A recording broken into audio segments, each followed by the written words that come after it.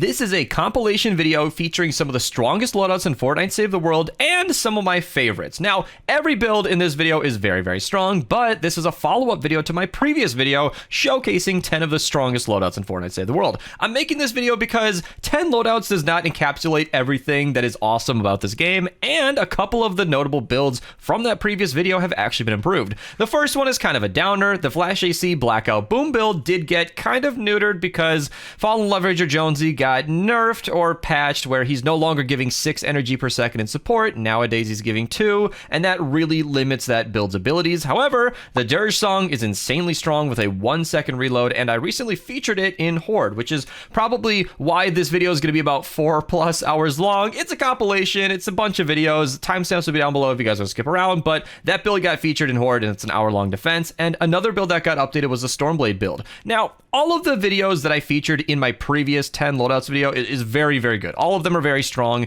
still to this day. However, the Stormblade build did get improved, and I'll be featuring that towards the end of this video. We're going to be going through a couple of Blackout Boom builds. We're going to be going through a bit of a Nocturno phase. I'll be featuring another Crackshot video. We're going to be covering Zenith and his ability to freeze, Jabberwocky's ability to do 10 million damage with one shot. That is not clickbait, and it's not even that complicated. That build is insane. Then we're getting into shotguns with the Popshot and the Double Boiler, two fantastic weapons that were not featured last time. Ground Pounder and Huskbuster are excellent, but so are these two. And then we'll be closing out the video with that updated Stormblade Loadout and the Earsplitter. Not my best performing video on the channel, but an excellent build nonetheless. I wouldn't be featuring it here if it wasn't amazing. So if you guys are still interested, then stay tuned, let the video roll. It's going to be a lot of carnage in this one. For a long time on my channel, I have been plugging this loadout right here at the top, the strongest loadout I have ever seen. This build can dish out millions of damage with all the setup is just it's phase shift. All you have to do is phase shift, shoot a target, and they die. This loadout will queue up a 100% chance to explode, and with a low health user and a blackout AR, you will do a ridiculous amount of damage. However, that build is really expensive. You're phase shifting a lot, which means you need a ton of energy, and Fall in Love Ranger Jonesy was the only hero that could really help you without healing you in the process. And he only did that because for the longest time, we're talking years, by the way, he gave you 6 energy per second in support instead of 2. Epic decided that that was overpowered or something, and that got fixed a while ago. So the loadout that I was just showing functions as it used to, basically. You just phase shift less. It's less strong. It's less reliable. Like, it's the same amount of damage. You just can't do it as much. You have to get energy from somewhere, and nothing makes up for it. Even the recently buffed base MD does not keep up with it. To those of you who don't know, Warden Kyle got buffed in a recent update. He got 6-tupled in his healing, and I can't even find it. Hold on.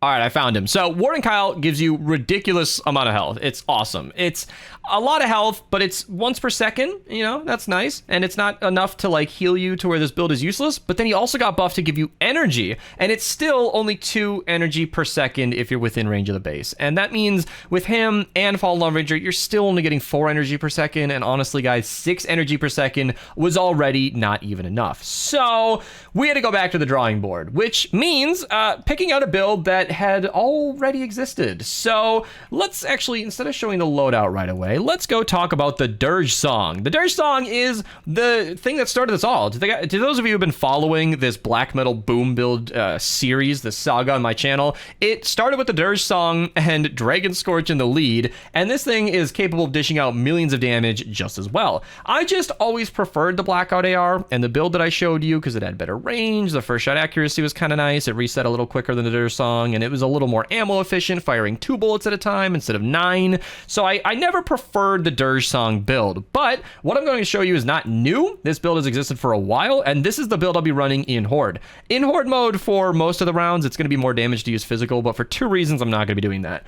One, I am running low on fire up. I really cannot keep changing my weapons around as much as I've been based on how much I haven't been playing lately. I'm not getting a lot of fire up right now, and we'll be doing plenty of damage anyway. And the other reason is that it's just not necessary. We'll be, like I said, doing plenty of damage anyway, and I don't want to be useless in the rounds where there's elemental, so I'll at least have a little bit of help there with the fire. So anyway, that's the weapon. Just crit rating, double crit damage, and that's very intentional because this build is stacked. So in the lead, we're going to be using Sledgehammer. I know that in the past, this build I've been saying is based around your hero ability damage adversely affecting that boom to do way more. However, the other thing that affects it is crit damage. So if we use Sledge in the lead, or if you guys wanted to go that route, you could use Beetle Jess, but Beetle Jess, same thing. Soldiers do more damage. She's a little more mobile. You can farm with Beetle Jess, and in Horde, that little area with the gnomes, you might be able to put Clip in support, maybe Cheese an early power cell.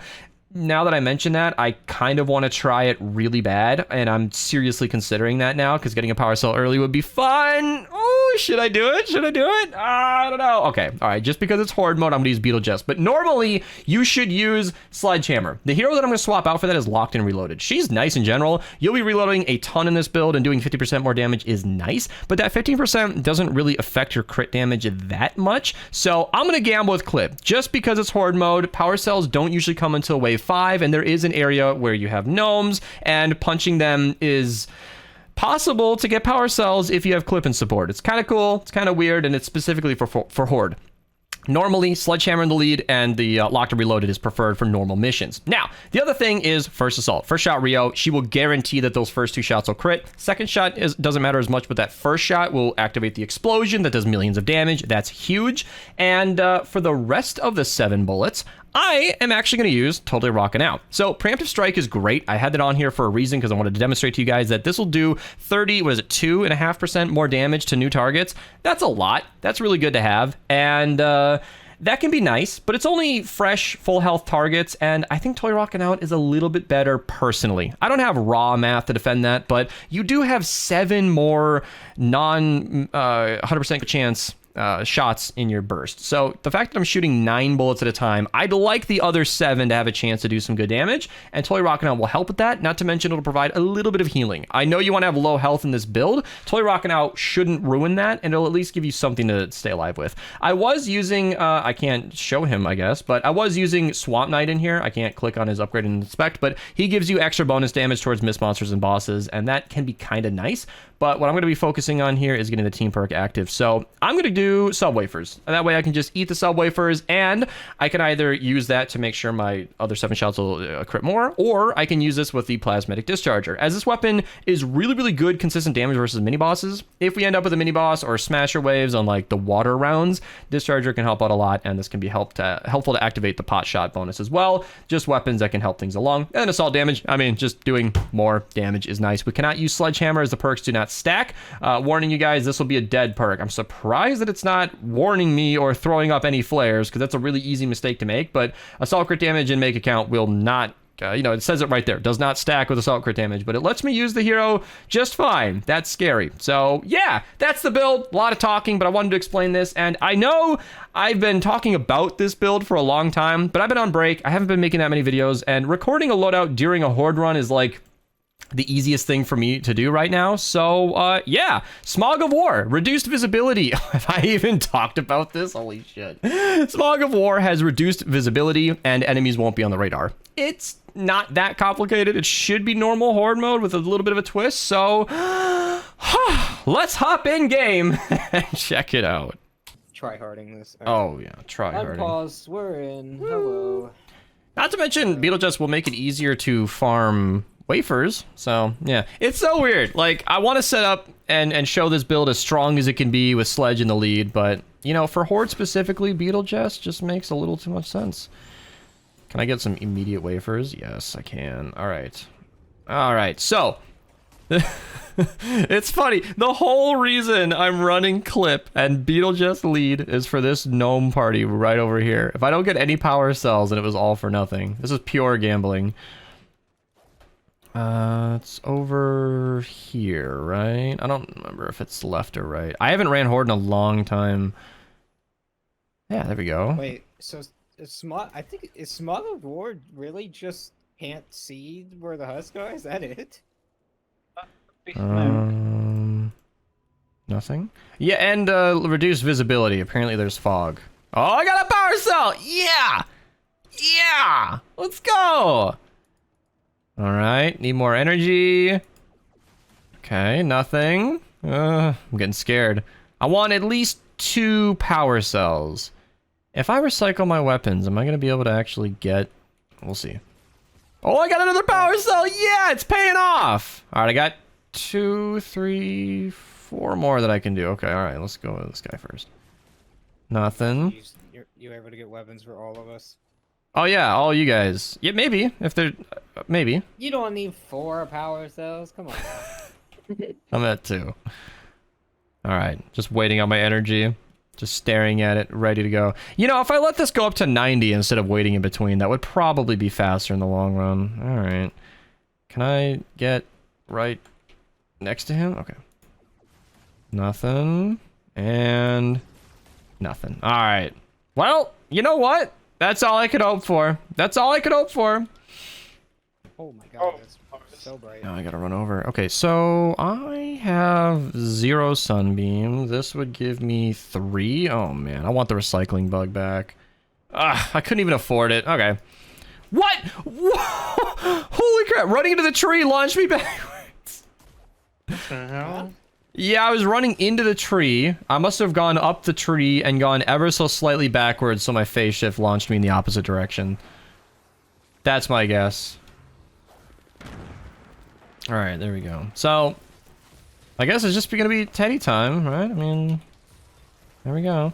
I feel so weird running Horde again. I stopped running Horde week after week just because, you know, people didn't seem to care about Horde. I feel bad about that. You know, I like Horde, but, you know. Oh, let's trigger Archer. My production. I'm working over my other computer, like on and off. What are you doing? Is this Minecraft again? Yeah, I'm This fucking AFKing guy. a gold farm. And that requires your attention. My production is low. I feel like I need to add like more spots for the piglins to jump in, but that's annoying, and I need a lot of grindstones for that. I haven't played Minecraft regularly since 2017. Did you guys know that I'm a secret Minecraft player? That's my roots. I honestly believe I still have more time in Minecraft than Fortnite. I know I do. I absolutely know I have more time in Minecraft than Fortnite. Well, this does eliminate this, right? Well, what's the easiest way to kill them? Because I'm kind of just waiting on my abilities right now. I feel like my weapon is, well, I don't know. I won't be using shotgun ammo, so I'll just do that. I think the only games I know I have more than 1,000 hours in is like Terraria, Minecraft, Fallout 4, Fallout 76. What else? Fortnite. Okay, keep going. I mean, I know I have like 1,000 hours Really independently in between BR and Save the World. You remember that Forrest Gump scene where Bubba was listing everything you can make with shrimp? Shrimp, yeah. That's basically me. Well, you could do this, and you could do that, and they're like cutting from scene to show that he's been doing this all day. And then one time Archer stops listing and goes, "Yeah, I think that's about it." I don't actually have that many games over 1,000 hours. That's a lot. Like, you can get numb to how big of a number that is. Okay, so to be fair, I think the only game recently in my tired adult years is 76. I'm gonna go to that top one up there. Going to it. Southwest. Who's gonna grab the other one? It's supposed to be 2. Yeah, one Dimension, more can you grab the corner. northwest one? I'm signing him up. Wait, what am I getting? The supply crate in the northwest. Tired adult years. Yeah, because I've been grinding balloons myself. That's been my non-Fortnite game. I have 335 hours in that game, and I've been playing it for 2 months. All right, early Dirge song. I'm so... Oh, wait, hold on. What am I... Oh, I'm on 1 sunbeam short. Oh, crap. That means I have to get rid of the melee for the crystal phase. That's gonna suck, but it'll be worth it. Dirge song. Am I blind? What am I missing now? No! What does a Dirge song require that I don't have? This is a massive blunder. Oh, man. I'm gonna die to the storm finding out. What am I... Oh, I need twine. Okay. I have traps, right? No. Oh, crap. Does anybody have 14 twine? Did you guys Well, leave a supply Carl. drop? Or the chest that Dimension didn't grab. Dimension, what's going on? Good talk. The Didn't I'm all the know. way at the top. There's nothing up at the northwest. Oh, I'm dumb. Never mind. Ignore me. If you guys get back Okay, to well- the thing, I'll go get it. 'cause I we was need calling those out videos. the exclamation point. I didn't realize the crate was an actual crate icon at the bottom of the map. I didn't go even know what I get was it. looking for. I Me went neither. to that, but We gotta get the crates in between waves. That's what it is. You Alright. guys, I know Kieran has played Horde. Dimension, have you played Horde? I played it with Still not Musician enough. once, and I didn't even really play it. Oh my gosh, that Also, gave me the no only- twine. Oh, and I'm in the lava! Oh, this is just a disaster. Lava doesn't do that much damage. But I'm standing in the storm. I'm gonna miss this entire wave. Oh my goodness. We aren't killing him that fast.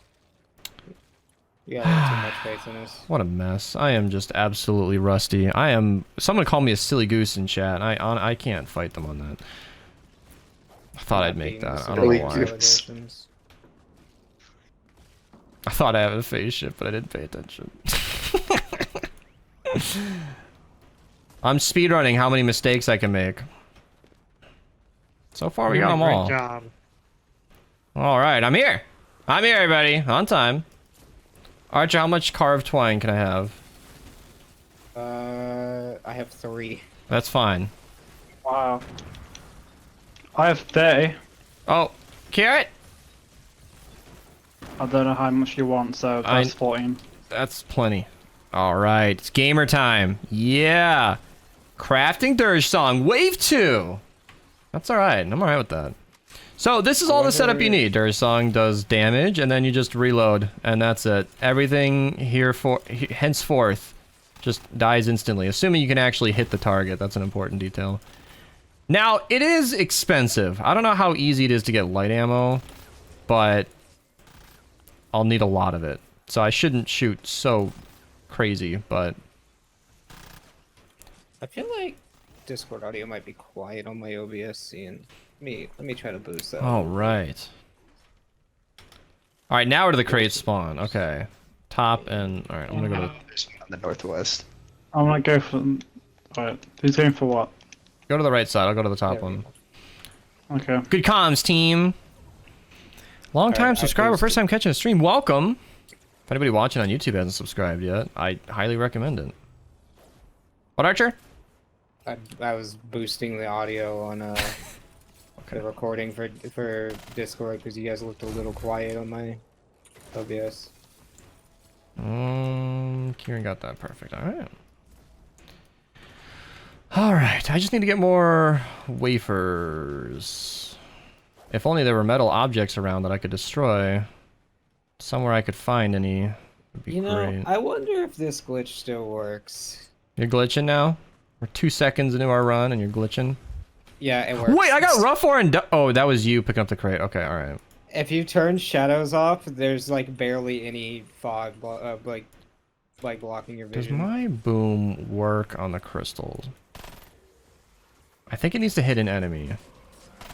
What if I hit an enemy near a crystal? It did barely any damage to it. Yeah, that did nothing.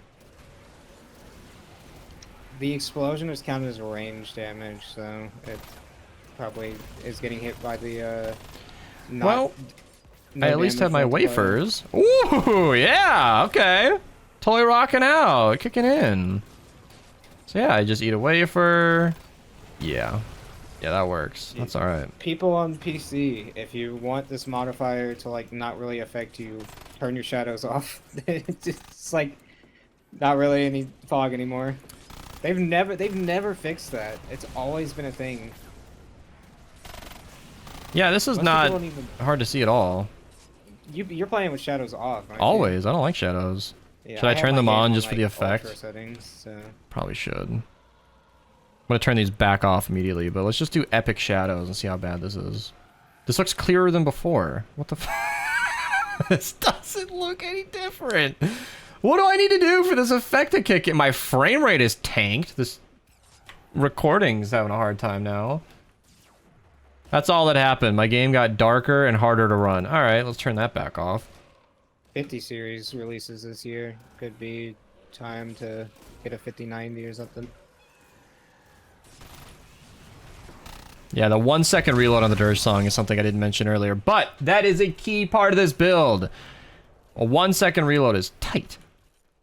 All right, I'm gonna pause until we get somewhere interesting. I don't know what they did to the engine, but the game has not been running as smooth as normal. Is that 1 HP? Running Horde for the first time, Noah? This is what I'm talking about. All my Horde videos are getting less views than I would have expected, and every time I stream and we talk about Horde as a subject, I get comments like this. How many people have not even given Horde a try? Daniel hasn't ran it at all? Like, okay, talk to me. Like what? Why? Why have you not even tried Horde? Lack of interest, time? Are you just like coincidentally haven't been playing Fortnite? Like what is the deal there? Because I feel like a new mode's exciting. You know, they updated a lot from the year prior. It's its own thing now. It's a lot harder. The map's a little different. Like, that's exciting. People complain. This happens. The dichotomy of my commenters. I'll get some people who say this game never gets any updates. It's so boring. And then they release a new mode, and other people are like, I haven't even tried it. It's like, what do you guys want? I'm just not interested. Okay, what? Squid hasn't either? Squid's a regular player too. That's just crazy to me to not even try it. It's just like the fact that the only real rewards for this are like cosmetics. Yeah, I don't care about Like, the banner you know, at all. There's no like traps or weapons or like any there's no incentive to run this game mode other than the cosmetics. And I guess Epic knows how people are, and they will prioritize cosmetics over their own health and well-being. You would think. I mean, well, you know, Epic's made a lot of money off of cosmetics in video games. Billions of dollars. Oh, shit. They make like $1 million a day. Is that it? Probably more. That sounds That low. is. Like, I thought there was billions a year in revenue. Have they released any figures? Well, the last time they ever released figures was 2018. Yeah. That companies do that. They're like, hey, we kicked ass, check it out. And then they go quiet for the next half decade. It's like Apple. Sales went down, so they're like, you don't need to know. Never mind. They just stopped sharing iPhone data. This game is really quiet. I want to boost the audio at the risk of... Yeah, I've noticed that, like, what? drowning myself out. I don't really hear... I'll let the any stream noise. viewers let me know. Chat, is this game too loud now? Here, let me just make a little bit of noise. Is this too bad? Because I've had one guy commenting on YouTube that my gameplay audio's way too loud and he can't even listen. But that's just the one guy, so I don't really know. If chat doesn't correct me, I'm keeping it. No. Okay, I asked like 3 questions. No, like, it's not too loud. I don't know. I think no, it means not too loud. I think we're good. It's perfect. Perfect. Okay, good. Yeah, because I thought it was a little quiet. Frostnite looks better. It definitely has a different aesthetic. Oh, Kieran's got that. Perfect. I'll go get the north one. Gray. That's gross. All right. I'm gonna say that, like, yeah, I get that a lot. I think a lot of players are just saying it's like a worse Frostnite, which is tough because I feel like they're distinctly different, but I don't know. I mean, setting up a defense and defending is kind of what we do in Save the World, so... Oh my gosh, I just wanted to ascend through that ceiling. I fell to my death. It happens. Too much Tears of the Kingdom made me want to ascend through the roof. Oh my goodness. I gotcha, don't worry. What's your timer? 3 seconds. What? What, are you kidding me? I thought you might have been kidding. Why does it not stall the timer if I'm actively healing you? Can we get an F in chat, please? I wish they would bring over that feature from BR where, like, if multiple people are resing, it reses faster. Alright, let's use my massive brain. There we go. Guess I'm watching this round. You should respawn with the start. I should. I think I do. I've never died in Horde before, so I wouldn't know, but should respawn. Definitely don't watch any of his I didn't respawn. What? I'm watching. That's Bologna. Well, you should watch me. Check this out. It won't let me swap. I'm stuck. It's like a watching Dime. button they don't tell you about. If you scroll, or is it? There was a way to switch. What, Archer? I don't remember because I told you one time and then I forgot. It was the. I'm playing on controller. Oh goodness! Start clicking buttons. There is a way to swap. There's no UI icon, but it exists. That's. Can we get an F in chat again? I know we already did it, but another one because this is just brutal. Having to sit out because he fell down. Just an ankle error. I'm pressing buttons and nothing's working. Well, that's disappointing. I guess the playtesters at Epic were just too good. Nobody ever died in Horde, so. Got to be that. You can use a Blackout AR in this build, but the Dirge song has a 1-second reload, and that is huge. It's huge. Yeah, I figured he would just die. Yeah, this build is like oddly overpowered for anything that's not a smasher. So you're kind of just walking around annihilating everything. I'll get these electric fields down. You know, crafted them. Pro tip to everybody watching this stream, by the way, traps do significantly more damage placed on the map rather than being in your inventory. Infinitely more, I might suggest. So that's just one of the key things you can try. We got power cells. I forgot about that. Oh yeah. I never used my second one. Maybe I should get a... Well, normally I'd get a discharge or a pot shot, but I am using a monstrously strong weapon anyway, so... I need... The crowd clearing, of course, is ever present. You're joking. I'm not. No, it's true. Placing traps is actually more effective than not. So, yeah. I'm gonna go pick up these packages. Bullets. Yeah, you can drop the items. What do you need? Oh, Archer's got you. Okay. If you're short, just let me know. I have an extra power cell now, so I can actually craft something. What am I supposed to be dropping? Do you have medium ammo? Oh, medium ammo? I got yes. 500 behind you. I could probably drop more. You need more medium ammo? There's 454 more. Hey, I'm a good teammate. Yeah, I helped a teammate once. Actually, I'll probably burn through all this in this round. That's good. I looked good on camera, so now I can go back to ignoring my teammates. All right, we need to prepare this defense a little bit. I think a little bit. We need to put wave 6, so things are gonna get really. Well, difficult's not the right word, but I'm excited about this build. This build is so strong, doing millions of damage in a group. Looking forward to it. They're a good hero loadout for the pot shot. Honestly, anything with totally rocking out is gonna do just fine. The pot shot does not need a hero loadout. I actually did show some. I don't know if I showed the loadout, but I have a pot shot best perks video that gets into it, and that will answer some questions. I think I'm gonna craft a pot shot and a discharger just because I can, just to get ready for them, because I'm using a strong weapon as it is. But smashers, mini bosses, elemental stuff can change things, although I just crafted a physical pot shot, so elemental enemies are gonna annihilate me. But we got a mini boss. What else do you need? Oh, we have a mini boss. He is not. Can I do anything to him? Yeah, here we go. Fire. I can't even shoot him. I have a nature weapon. So that's the awkward thing. I have to reload in between every single, you know. But you can see like how much damage. This is 67%, by the way, fire versus fire. And I just missed a shot, but yeah, it's so much damage. So much damage. I love it. Probably gonna be able to take down this entire thing.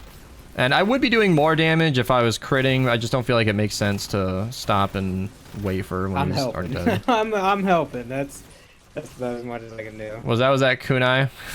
No, that was a plasma pulse. Plasma Pulse is good. You drop that on the head of a Smasher, you'll be impressed. You'll be surprised how pulsing on a Smasher's head can actually do something. There we go. Need some extra support beams on this. It's a little janky right now. Dimension, have you played Horde mode before? Just one other time. One other. Wow. Wow. People are really not even giving this mode a chance. What do you think so far? Are you enamored with Surprise? I'm not fond of not being able to break stuff and get materials.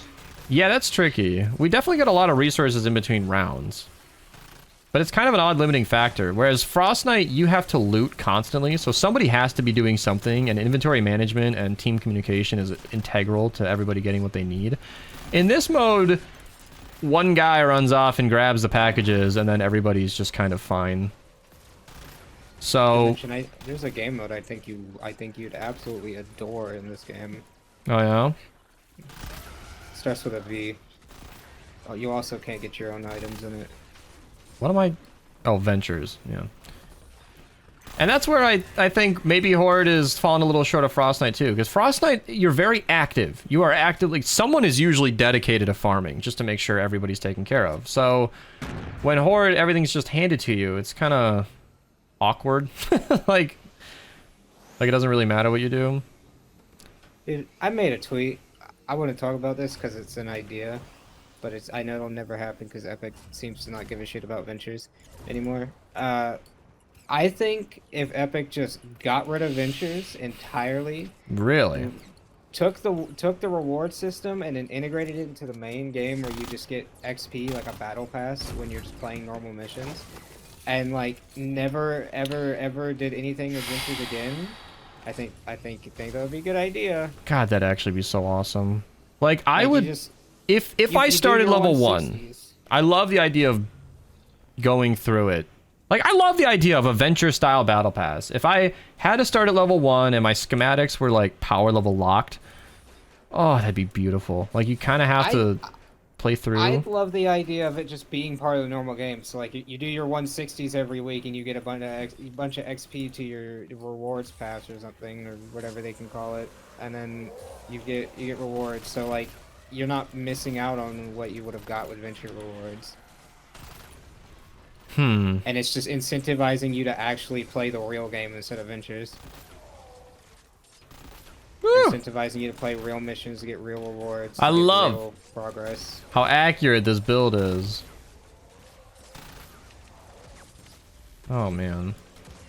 No infinite range, though. The Blackout didn't have infinite range either, but I think it had more range. I don't remember, actually. Should have more. Felt like it did. Why am I getting packet loss? What's that about? It's probably these flingers throwing our internet away. I hear them, but I don't see them. Yeah, I like that. Well, I've talked about Venture so much. Too epic. I have told several community managers how awful Ventures is. They don't care. But it could be awesome. Fundamentally, I've always liked the idea of starting from level 1 and having to, like, use low-level weapons again. Like, that is actually fun. It actually is kind of a nice little grind. And Ventures has genuinely awesome rewards.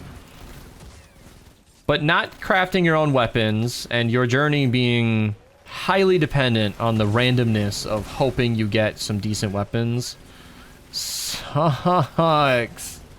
I hate it so much. I'm not even finishing Ventures this season. Like, I'm on a break and Ventures is not it. I just can't. I can't do it. I just can't. Like, I want to like Ventures so much, but it's just... And I try not to complain about it much. There's nothing to do. Like I said, I've spoken to Epic. That's it. I mean, that's all you can do. My idea was in the hat. It's over. I've actually been doing less damage than I could be because of Totally Rocking Out activating and healing me, but that's okay. That's okay. Where are our crates? Oh, at the very bottom of the map. Did we only get one, or am I missing something?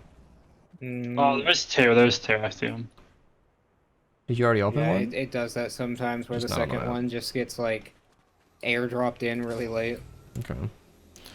It looks like you're... Oh, it's on the far left side. Holy crap. How did you even see that?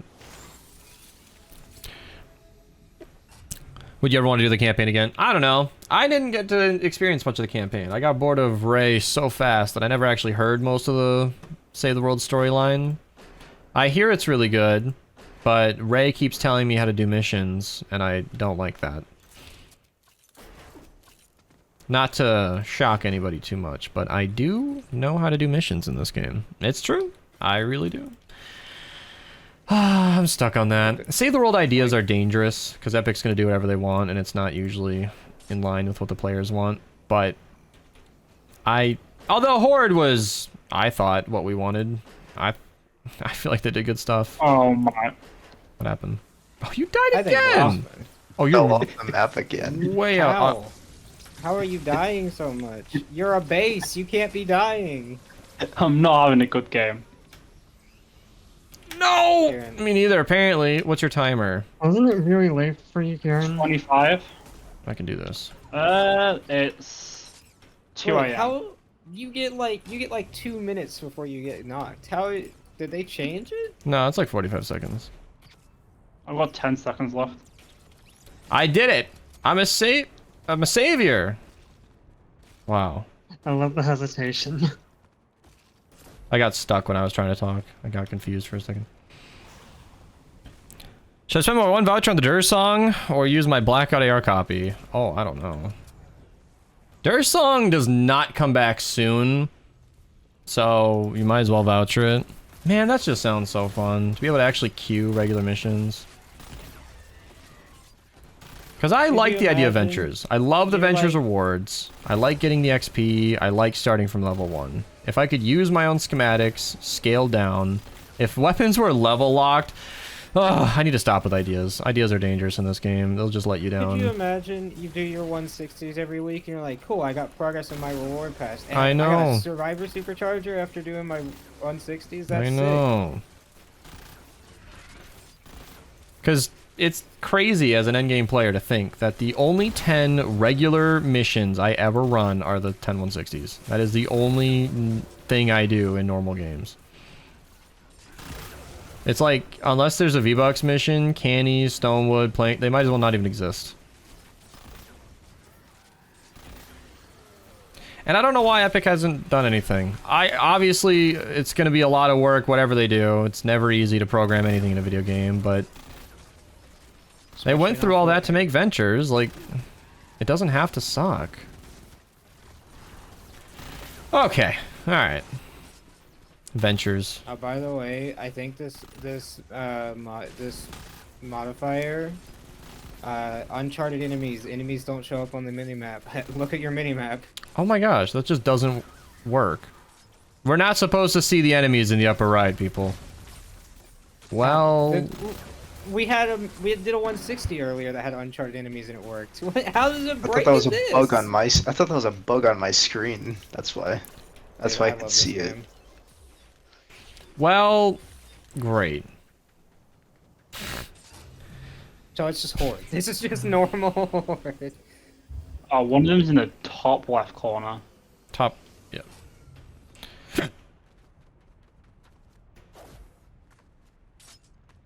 Who built this? What am I looking at? So you only experience, what is TR99? Yeah, I only experience those few zones. 199. You know, outside of Ventures, I never run those. So, like, whenever I do play Ventures, it's weirdly exciting to be in a suburbs. It's like, whoa, I forgot this existed.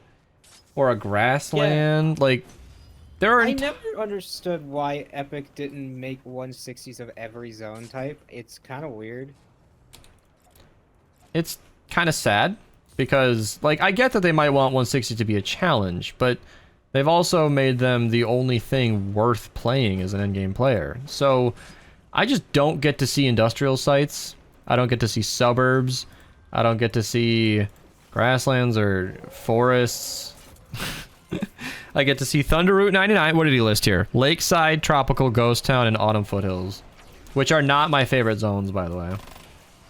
Oh, I was told 1984 happened. They patched the defenders regening ammo from Good. burst weapons.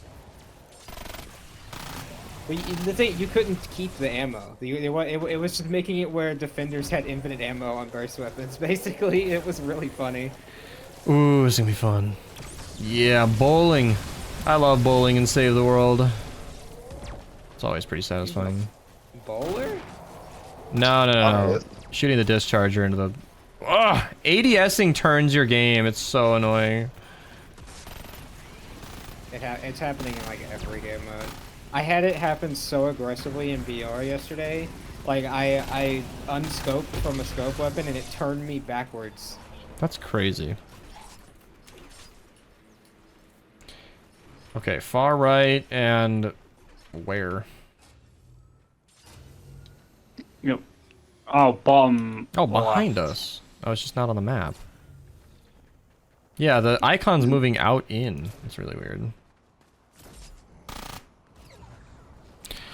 Yeah, I like Thunder Route 99 actually. I do like the open desert maps. I think the bright skies is fun and all, but you just, you know, just want that diversity, you know? Alright, I'm gonna pause until I get to the defense. I like that. I was paused while Archer said it, but I like the idea of what you were saying. I was about to say something similar, where Archer mentioned off camera that, like, having event modes available in the 160s would be fun. Like, even out of season, I think it'd be really neat. I was gonna mention something similar, like, kind of just like a rainbow zone. You know how you finish certain games and then you just get access to everything? That'd be really Star Road in Mario. Yeah, like that'd be really fun if you had every single mission type available and you could just queue them. And they'd have to have randomized rewards, otherwise you just queue your favorite maps all the time. But having all the options there would be really fun. That would be really fun. Why? I don't know why the 160 zones were chosen to be what they are. I don't know. Well, Ghost Town is probably because Canny has a bajillion quests in Ghost Towns. But yeah, I don't really know why. Ghost Town is the only one that I can like definitively say, yeah, that makes sense why they did that. Still trying to get some wafers built up. I keep forgetting about that. So yeah, it's just what it is, I guess. What do you do? Okay, my defender cannot keep up with these players. I just killed one with a pot shot with an expert shot. Can I get some I'd wow love to use a GG? pot shot if I could get some adhesive resin. If the things gave me adhesive resin more.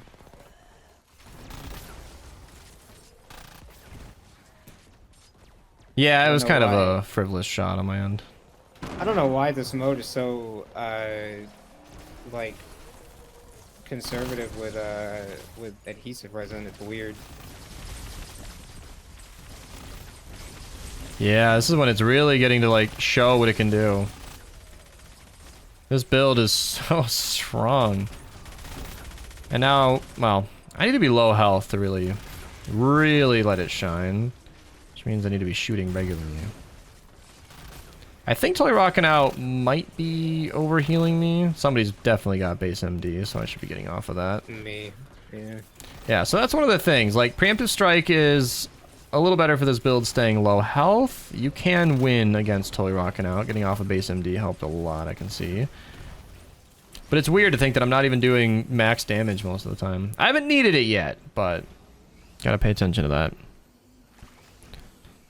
They added the auto map to 160s because nobody liked it. I liked the auto map. I think it looks cool. It's one of the coolest maps they've added to Save the World. It's very like bright and colorful. Which I wish there were more bright and colorful maps like that, because like Save the World is just like bright green or deserts. Oh hell yeah! The lady watched Tom Segura's Sledgehammer routine on Netflix. I've been trying to get her to watch it because it's hilarious. Well, I'll grab the crate. Missing the fun. Autumn hurts your eyes? Oh. The fun. What? Well, to go to this crate, I need to go to the opposite corner of the map, away from all the combat. So don't kill everything. Just stall them out. I can't even mantle! How do you get off here? I cry. Okay.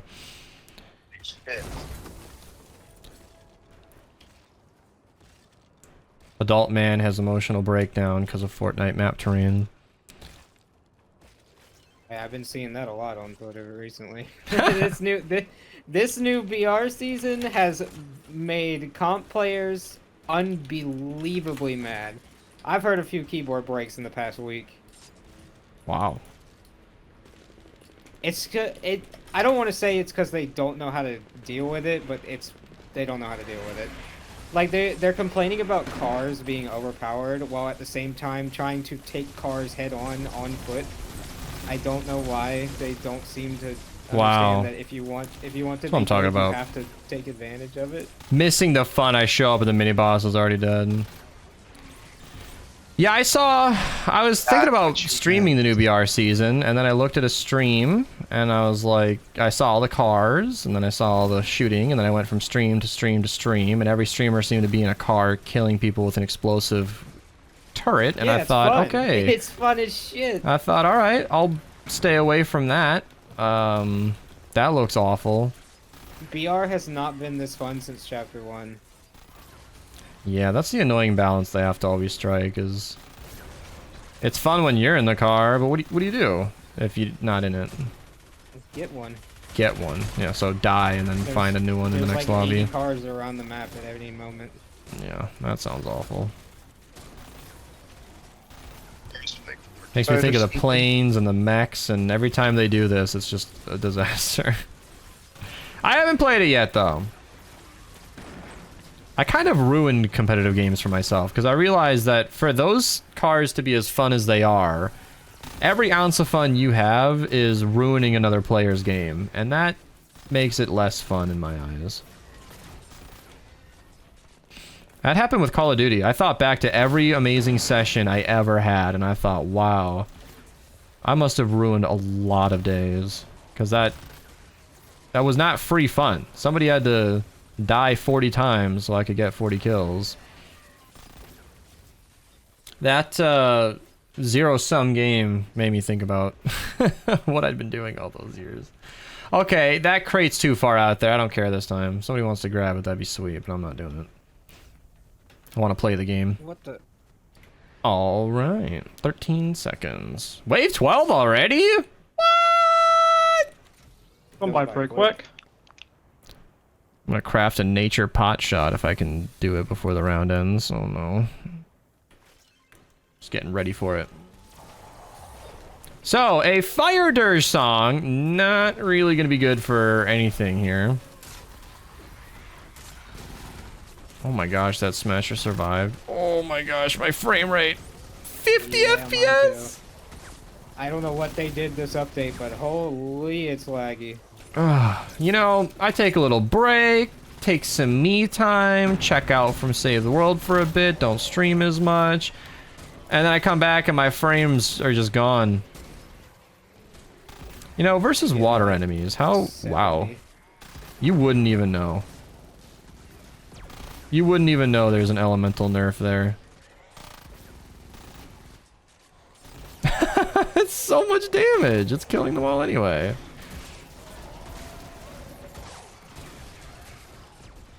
Get some automatic stuff. Bullets. Craft more. Need some. Oh, I can actually craft them now. Yeah. I can actually craft them now. I didn't know that. What do you think all those crates were for? It's because I couldn't. It didn't let me craft them in the first like couple rounds, so I just gave up. He gave up. Well, newsflash, everybody. The influx of supplies you get from the supply crates are supplies. Here you go. That actually turned out to be materials. Alright, how much do I do versus a smasher? A water smasher. Honestly, an okay amount. This game is a mess. I can't even... Holy moly. I'm getting 75, around 75 FPS. Getting 75 to, or 55 to 90, depending on where I'm looking. Well, I'm glad we switched to Ice King. That was some team communication. We saw Archer was running base. Kieran swapped to Ice King. You don't want two people running the same soldier, or the same constructor commander, because then their bases don't stack that well.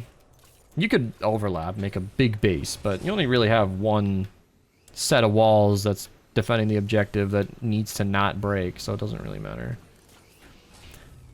Well, I guess I can do this balloon if it's gonna be right there.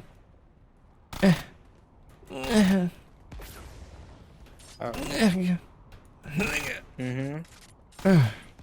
got it, don't worry. I wonder which depot wave 15 is gonna bless us with.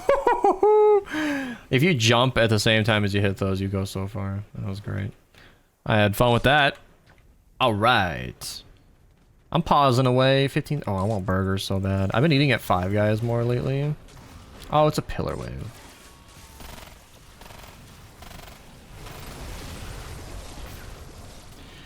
You know, I keep not restocking on wafers, and then I don't need more. I keep getting stuck. Don't get stuck, get glad. Wait.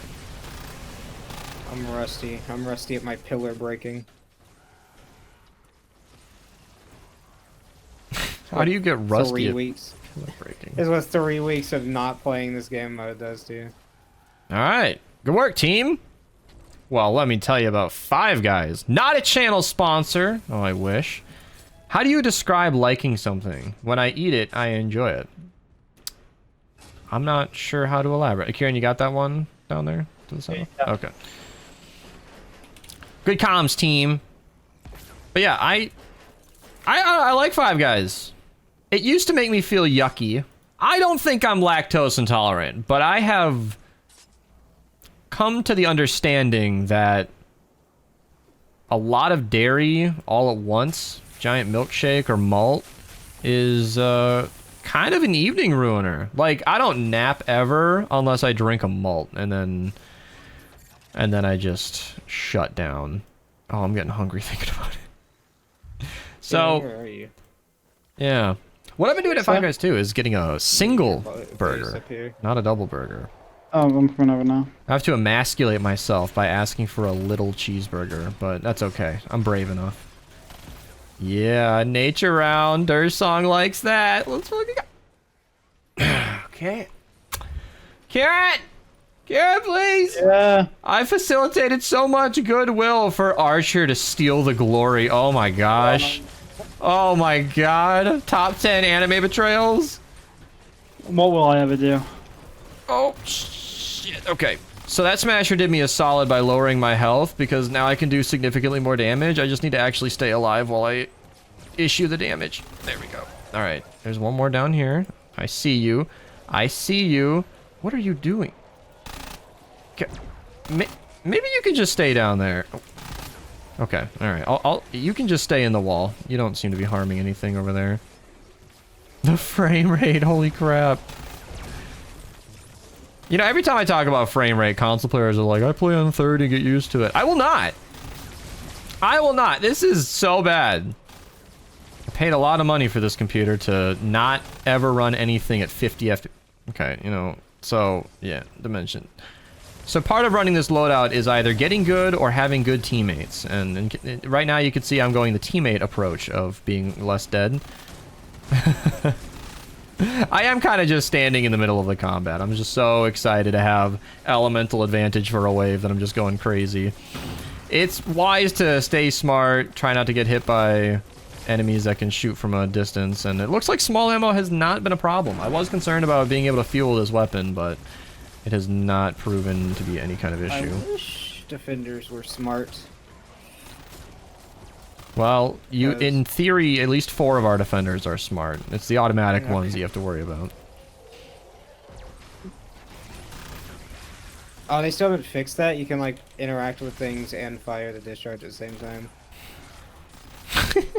Imagine a bug report where your teammate places a broadside without a wall. Epic, can you fix him?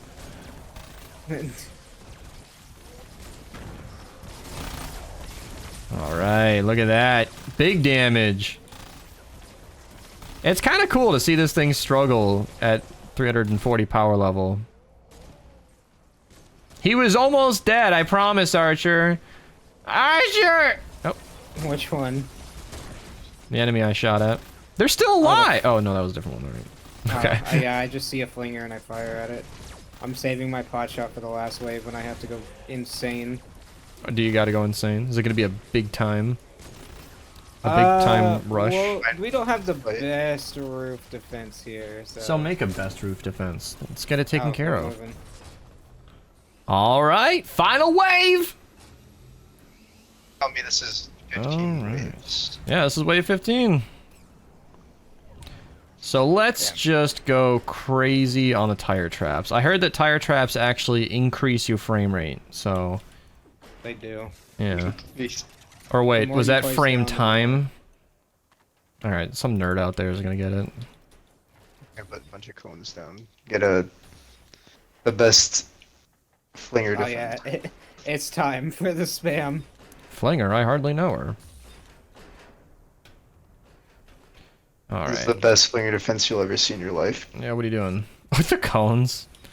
Honestly, though, like, not the worst you could do. I mean, just a steady roof. Not the worst use of resources. That's a... no, that's perfect. 3 tiles is good. Alright. I am just spamming tire traps everywhere. Shameless. Oh, it's smokescreen too. Oh, and death bomb. Oh, lord. This round counters me. I'm nerfed. But I will persevere. Yeah, we're cooked. You know, I have learned that the kids nowadays have decided that cooked means good, bad, slow, and fast. Apparently, if you're cooking, you're fast. Or if you're cooking, you're doing good things. Or if you're cooking, you're also getting cooked? I don't get it. This is too versatile of a verb. You're almost right. You're almost right. No, no, no, no. If you're I've heard getting all of cooked- these If used you're that getting way. cooked, it's bad. It's really being bad. roasted. But if you're cooking, it's good? Like, I don't fucking Yeah, if you're understand. cooking is good. Does not make Yeah, sense. if you're being cooked, it's bad. If you are the one cooking, it's good. Why don't we just go back to saying fuck? Can we just use that one again? What? Is that, like, you replaced fucked. That's what you, if you're I'm fucking, down. you're having a great time. If you're fucked, you're fucked. What happened to that? Oh my god, okay. So, plasmatic discharger, smasher mini boss, wafer, totally rocking out. Match made in heaven. Oh my god. That was a tank, too. So it was taking half damage and died anyway. Oh, that one's ricochet. Kieran found that out the hard way. There you go. Yep. Oh! Dude. There are so many smashers on my screen. Holy shit. You know, I live in this perfect bubble too. Archer calls out my bubble all the time. But the girlfriend, she doesn't use TikTok or social media either. Her entire feed is like Jigglypuff and Kirby. That's what she consumes on the internet. And I am much the same. And it's, yeah. Finally don't have to rely on gifted subs. Finally don't have to rely on gifted subs! Thank you so much! I appreciate the subscription. Especially now, since I've been streaming a lot less, and I don't deserve subscribers on Twitch right now, but you guys disagree, and I really appreciate that. Holy frames, this is astounding. Oh my gosh. This feels like I'm playing on the Switch right now, but the graphics are great. Oh dear. Alright, come on, come on, come on. Reload, reload, reload. Yeah. Reloading isn't happening when I prompt it. 4 bursts on a smasher, though. I'm not gonna lie, I'm kinda gonna take it. Physical would do a lot more, of course, but like I said, I don't want to keep burning my fire. Oh my god. Yeah, there we go. There we go. I'm not really eating my wafers, but... What? I thought you had more than one copy of the Dirge song. Should we probably heal him? Maybe. Imagine if we just missed Kieran long enough and then he timed out again. Kieran just quietly goes down, not a word even though he's in voice.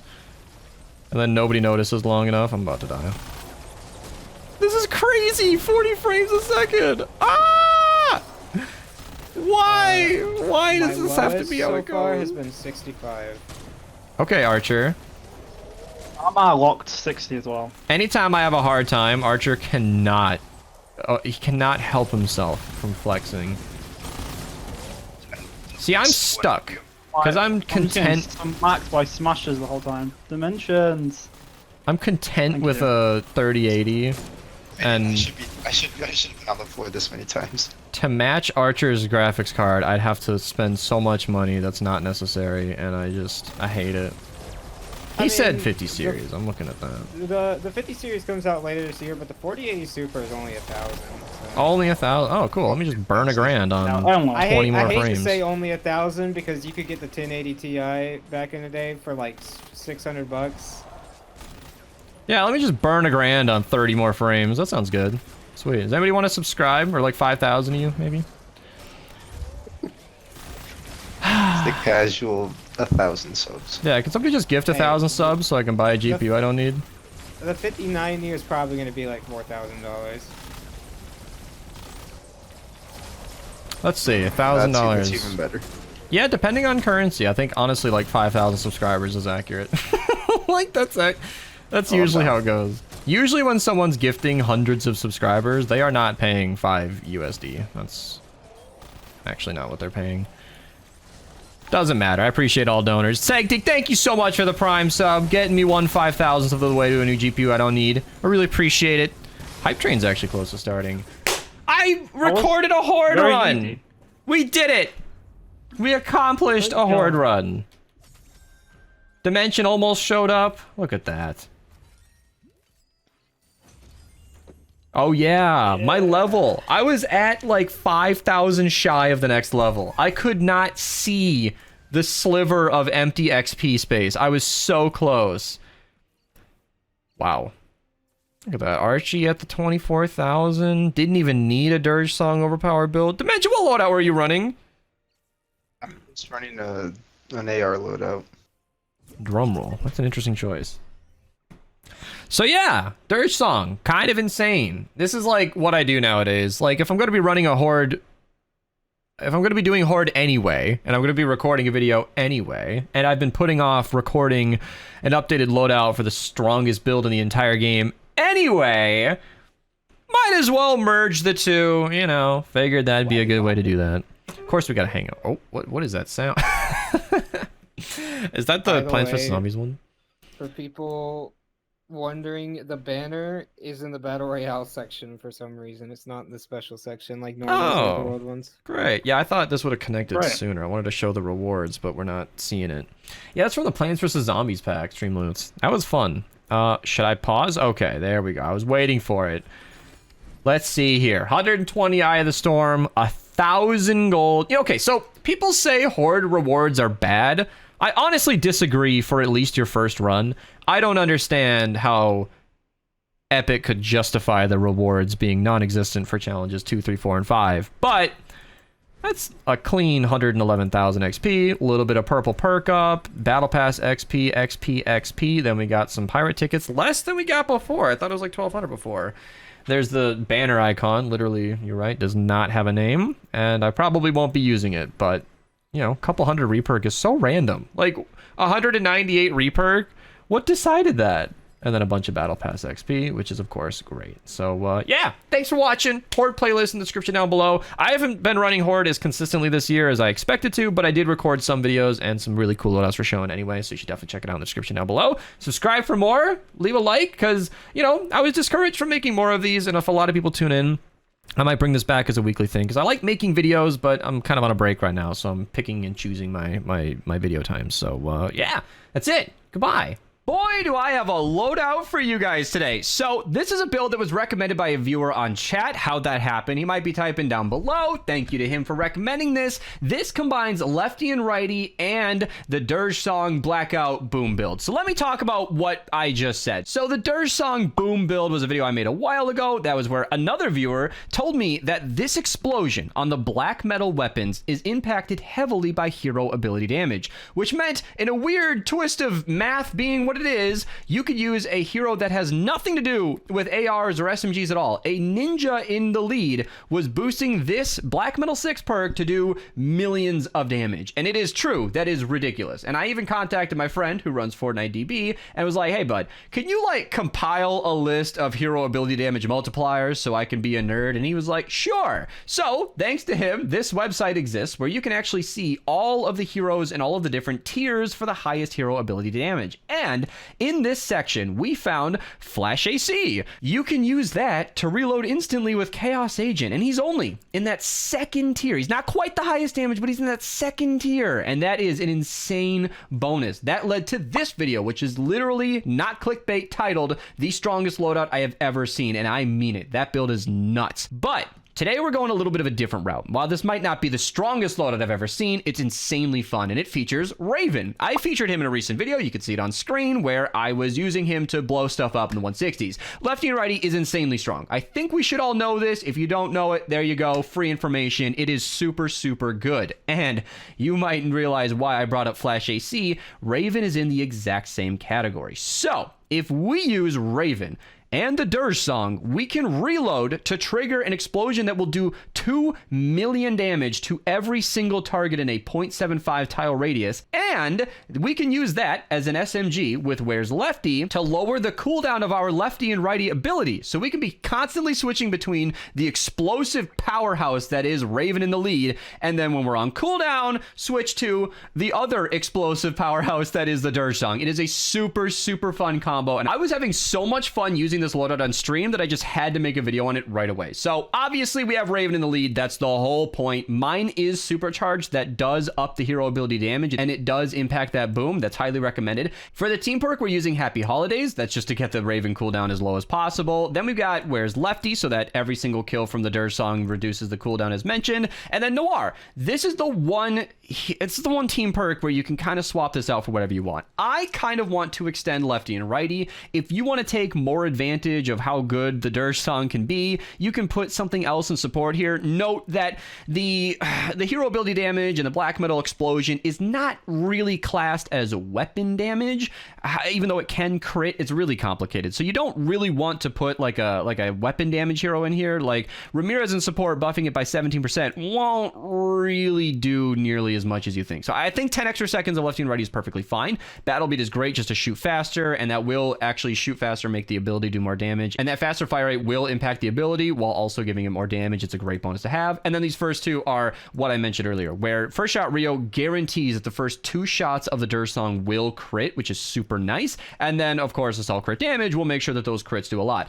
Like I said, that does impact the explosion. I don't really know why that impacts the explosion, but other stuff doesn't. It's a really weird thing. We can't figure out the formula, but that's what I'm using. And then that's also why I'm using a crit rating perk on the Dirge song. So first and foremost, we need reload. That is 100% just to prime this 6 perk. It would do more damage with that 80% bonus damage to missing health, but then we'd be reloading super slow. You want the reload perk on this. That's a better way to go. We're running this fire because it is a nature storm right now, so that makes total sense. And then double crit damage because the explosion can crit. And then crit rating is kind of an interesting part because damage would be good, but it's not nearly as helpful as it sounds. And by using crit rating, I can get this up to a 38% crit chance, which helps a lot. And I know my face cam is covering it. We have a 390% crit damage on this build. So that is super, super nice. It's going to do a ton of damage when we don't have lefty and righty up. So let's hop in game and just enjoy the carnage. All right, first group of zombies here. This is basically how it goes. So lefty and righty, in my opinion, is the main DPS of this build, but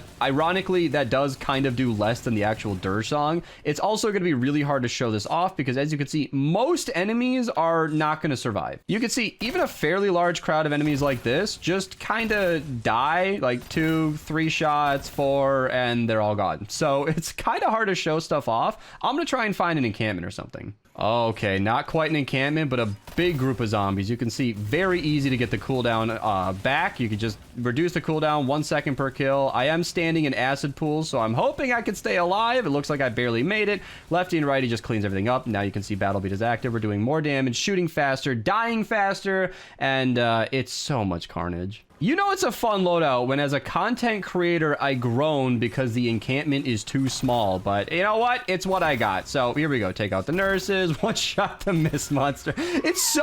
Oh yeah, Ben's war cry. I record these on stream as mentioned. Twitch link down below if you ever want to be a part of these recordings, but like one-shotting the mist monster incredibly unceremoniously. It's just dead. It's just dead. I'm gonna pick up that loot. It looks like my teammates are informing me of another encampment, so let's go check it out. Oh yes, thank you guys. All right, so again, 30-second cooldown barely matters. We just target that, go for the nurses. It doesn't really matter because we one-shot everything, so the nurses aren't really gonna survive. It looks like we can use the Dirge song to kill this encampment to get back the cooldown of the lefty and righty, and then we can move on to that encampment down there. Oh yeah, I see that.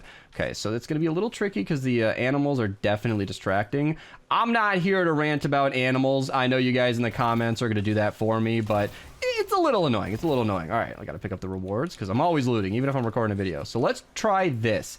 Let's try this. Let's shoot that just to prime it. Then we're gonna pop a war cry because we can. And this is actually an excellent showcase. So this is something I encountered in the game that I played before recording, and that's that these encampments, these bubbles, are really, really bad for the black metal weapons. I've called it the strongest loadout I've ever seen, and I meant it, but honestly, when you go up against a shielder, or if your aim isn't very good and you go up against a riot husky, you kind of just have to walk away. There's really not much recourse. But lefty and righty, as demonstrated, just cuts right through that. And the Dirge Song and the Blackout AR could just kind of walk up to a target and one-shot him if you get inside of it. My teammates are training these guys away. Ooh, can I just snipe? Oh, out of range. But honestly, we just catch up to them, kill them, everything's dead. And that's it. That's 2 encampments knocked out like it's nothing. I am going to grab those rewards. I promise you, it's like holding in a sneeze for me, but I want to go kill this this Smasher. 2 million damage. I love it. All right.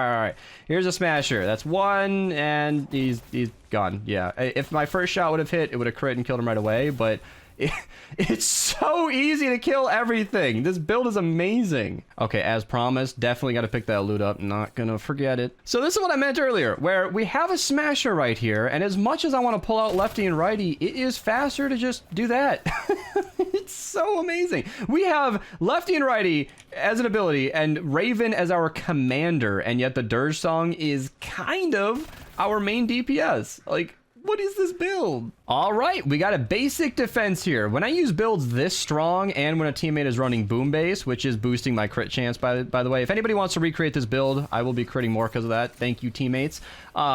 We got basic tunnels over there. When I'm using a build this strong, I don't always trap that heavily. So let's do what I said, basically. We're starting with lefty and righty. That's what I want to be our main powerhouse damage, and it's insane. That's that's to be expected. The riot huskies are a bit tricky at this distance. It looks like we don't even have that many crazy mist monsters, but this is just Fortnite ASMR. This is just satisfying to watch. Very enjoyable. Noir is kind of showing his worth here as well by extending that timer, and then it goes away as it does. That's expected. Let's head over here because I saw that Smasher. Look at that damage. Look at that damage. Like, when I was first recommended this build, I thought, oh no, Raven in the lead, but that extra hero ability damage is nope. Don't want to be a bad teammate. Ah! And then AWalry's gonna put in some editor note about me always being a bad teammate. Yeah, I'm self-dissing. You can't do it now, all right? But look at that. Easy. As soon as I fix my mistake, get a few kills, lefty and righty's back. How much damage does it do to a Smasher? I'm kind of curious. I don't have Battle Beat ready. I don't want him to kill me while I'm shooting it. It's still pretty good. It's still pretty good. Like, it's not killing as fast as the pistol. This is definitely just a fun build. But that's honestly kind of a lot. I love it. And I say this is a fun build because it's silliness. Like, the pistol's doing so much damage, it feels wrong to even be wasting time with the with the Raven part of this build, but I just want to switch between them. I want to try my best, and that brings me back, that death brings me back to the beginning of this video when I said I kind of want to put coconuts in this build. Not just because I'm a coconut fanboy, boo, but like, I would love the idea of being able to purposefully heal myself for when I use the lefty and righty part of this build, because the health is so low all the time. That's the whole part of these builds. That's why the Crow's Nest version of this exists. I recommended the strongest load I've ever seen video, but the Crow's Nest is a follow-up to that, where I found a strategy, basically, to just box yourself in. And if you can put half walls around you, you don't dash off the side with that build. Obviously, in this case, we're not exactly fighting lefty and righty, so it's a little bit trickier. I don't want to just stand on top of campfires, because that would constantly heal me and take away a lot of the damage of the Dirge Song. But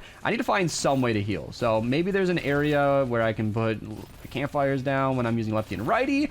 I don't know. Lefty and righty has kind of a huge damage drop-off, and the explosion on this does not. So that's why I can hit an enemy from wherever is in range of the Dirge song, and then the explosion will just carry it from there. So that's kind of why I haven't been worried about that. Thank you for the Ben's Warcry. So I'm going to put down 2 of these, pop the Warcry. You know what? I'm just going to put that away earlier. I'm going to be a good teammate. Yeah, I wanted to use the rest of that ability. Should have popped the Warcry, but I wanted to make sure my teammates were alive, and this is tricky. There are a lot of enemies here. Ironically, this is... So, I queued this mission to be easier. We had queued Deliver the Bomb before this, and I was just being lazy testing out the build, and we ended up failing. And that's largely, I think, because of Death Bomb. There was exploding Death Bomb on every enemy. It was a huge pain. And so, ironically, to be easier, I queued a Cat 4. I figured a Category 4 would give us... this was, the specific mission on the day was more familiar or more forgiving modifiers. So it was actually easier to queue this. So, yeah, and I figured a Cat 4 would give us a lot more enemies to shoot at, a longer defense, and just overall make a better video. So I stand by my choice. I thought it was funny that of all missions, the Cat 4 was the easy option. But yeah. So with all these targets here, I am getting a lot of group kills. This is super satisfying. Like right up here, we got a slow field, and if the enemy hadn't cleared, or teammate hadn't cleared that out, well, I guess he is the enemy when we're fighting for kills. Then I would have gotten that. But okay, I'm gonna remember the Warcry this time, and then be out of energy. Okay, now we're good. Now we're good. All right, the enemies are dead there too. Okay, this build is so satisfying. Honestly, if you're somebody who's concerned about durability, and if you're somebody who never liked the Flash AC build, because I'm trying to sell this, so like to somebody who never liked the Flash AC build because you're always dashing around and you're getting yourself killed, which I understand. I think re-aiming every single time you phase shift is something that even I don't enjoy doing with that build. If you're somebody who didn't like that and you wanted something a little easier and more, okay, I want to say more ammo efficient, but something that's so amazing about that Blackout AR build is the fact that you are only shooting 2 medium bullets. You can go an entire mission without even breaking the weapon. So it's already very ammo efficient. But in this build, you are half the time not even using a weapon. You're just using your ability, which is super easy, fairly inconvenient. And I don't know. I don't know if this build will appeal to a lot of people. I personally find this very enjoyable. I think this is super cool, and I really appreciate the viewer telling me about this. If you guys have any fun modifications to this build or anything you generally want to recommend, definitely comment down below, because I do read my comments, and I do love suggestions. Like, the Dirge song video was a suggestion from a chat viewer. The Flash AC and Chaos Agent combo was a suggestion from a viewer. Like, I am not somebody who knows everything, and I highly, I get highly encouraged from people in my comments leaving awesome suggestions. So yeah, let me know if you guys think of a fun way to run things. I even made a whole video on Lamurai versus Lamurai and was it Swamp Knight, because people had suggested them as alternatives. That didn't necessarily work out. Those weren't exactly improvements to the build, but I still tried it out, and that's what counts. So you can see my pistol is doing more damage. Okay. We do more damage based on missing health, but when you're getting trailed by a mist monster or mini boss, you kind of have to play it safe. You can see even without all my missing health, this is an insane amount of damage. Again, glass cannon, but an insane amount of damage nevertheless. My teammates are being super useful, by the way. This was, fun fact, Demon Gamers, okay, last game was his first ever 160. I believe he's a power level 123, which is comparatively low compared to the usual teammates I have in my videos, but we failed the last game, and I'm like, oh no, I don't want you to fail your first ever 160. So that's also why we queued the Cat 4 here, because I wanted to give him a mission that he can win and not be failing his first mission. So yeah, I was feeling good about that, and he's been an awesome teammate so far. Gave me some loot before recording as well, which I don't ask for, but I appreciate. These videos are expensive, and as a content creator who crafts and recycles far more weapons than a normal player should or probably does, I go through a lot of materials, and as much as I don't love accepting handouts, I respect the fact that if I were to farm as much as it took for me to fund the things I make my videos on, if I farmed on stream, it'd be a lot less gameplay and a lot more just me with an Outlander punching stuff. So when a viewer can help me out, I really appreciate it, because, yeah. Again, I'm not asking for anything, but it's nice when it happens, so, yeah. Man, it's weird to be, like, charging up my ability only to do less than the weapon I was charging up my ability with. This is like, this irony has gotten me several points in this video already, and I'm bringing it up again. Like, I'm getting ready to use the big guns to pull out my lefty and righty, only to then do less damage than I was doing before it. It feels so wrong, but I don't care. As long as the target I'm looking at ceases to exist moments later, I'm down. You know what? I'm not even worried about it because I'm having a great time. This build is so fun, and I really, like I said, couldn't wait to bring it to you guys. It's a little ironic saying that because regulars on my channel might know that I schedule videos in advance. So I'm being excited and recording this right away, but this is probably being uploaded like a month after it's being recorded. Doesn't matter. Doesn't matter. It's all good. And yeah, I don't think I want to queue this mission again. I just want to do this as a nice short video to showcase an amazing loadout. If you guys enjoyed, subscribe, you know, Twitch link down below if you ever want to be a part of these live recordings. I do record pretty much every one of these on Twitch, and then I catch up on chat after I'm finished recording.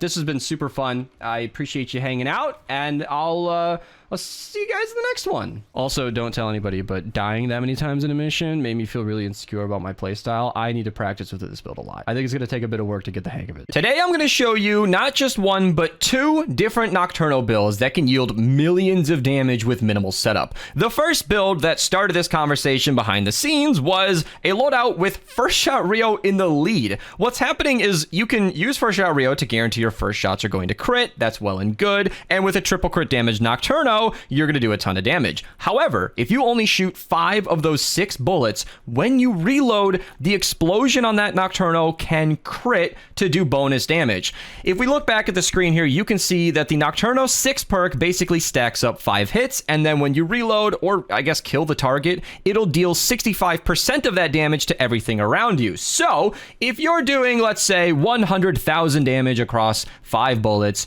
you will do about 65,000 damage to everything around you.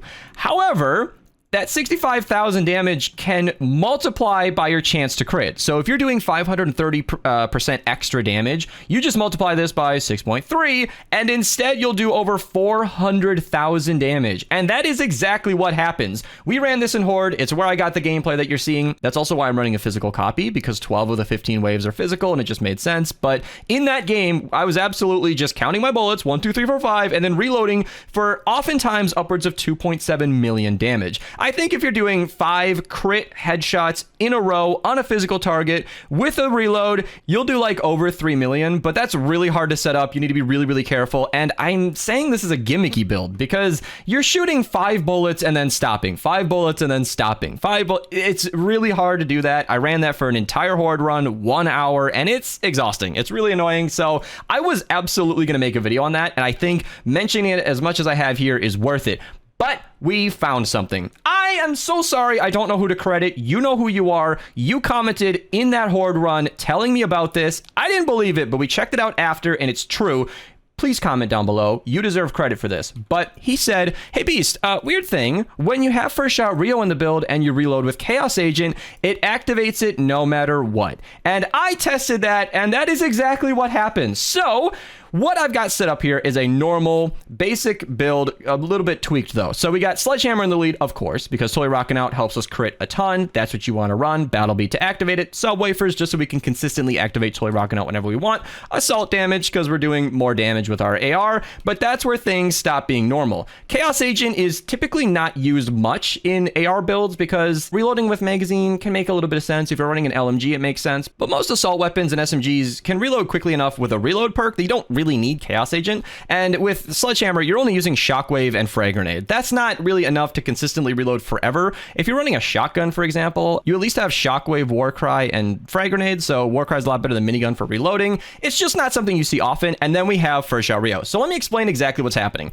This build is so much more exciting to me because you get to play normally. You have Totally Rockin' Out, a normal commander. You can eat a wafer, do tons of damage, use your entire magazine instead of just the first 5 bullets. But if you reload with Chaos Agent, that is to say your frag grenade or shockwave, or technically minigun, but I don't recommend that because you'll be stuck with a minigun. And if you want to do that, go ahead. But basically frag grenade or shockwave, if you reload with that frag grenade or shockwave, it'll activate first shot Rio. You'll have a 100% chance to crit, and then the explosion will proc, which means it is super easy to set up that explosion, which is counting all of the bullets you fired. Meaning, if you put an entire magazine into a single target like a smasher, doing something like 40% of its health, where it would never die from the normal explosion, then throw a grenade, you'll see that it dies for millions of damage. I do not know what the upwards number is for the amount of damage you could do with that setup, but I'm really excited about this build. Just to reiterate once more, that you can play normally. You can just sub wafers, shoot a bunch of stuff. You can even reload normally. That's why I will be running a reload perk on this weapon, because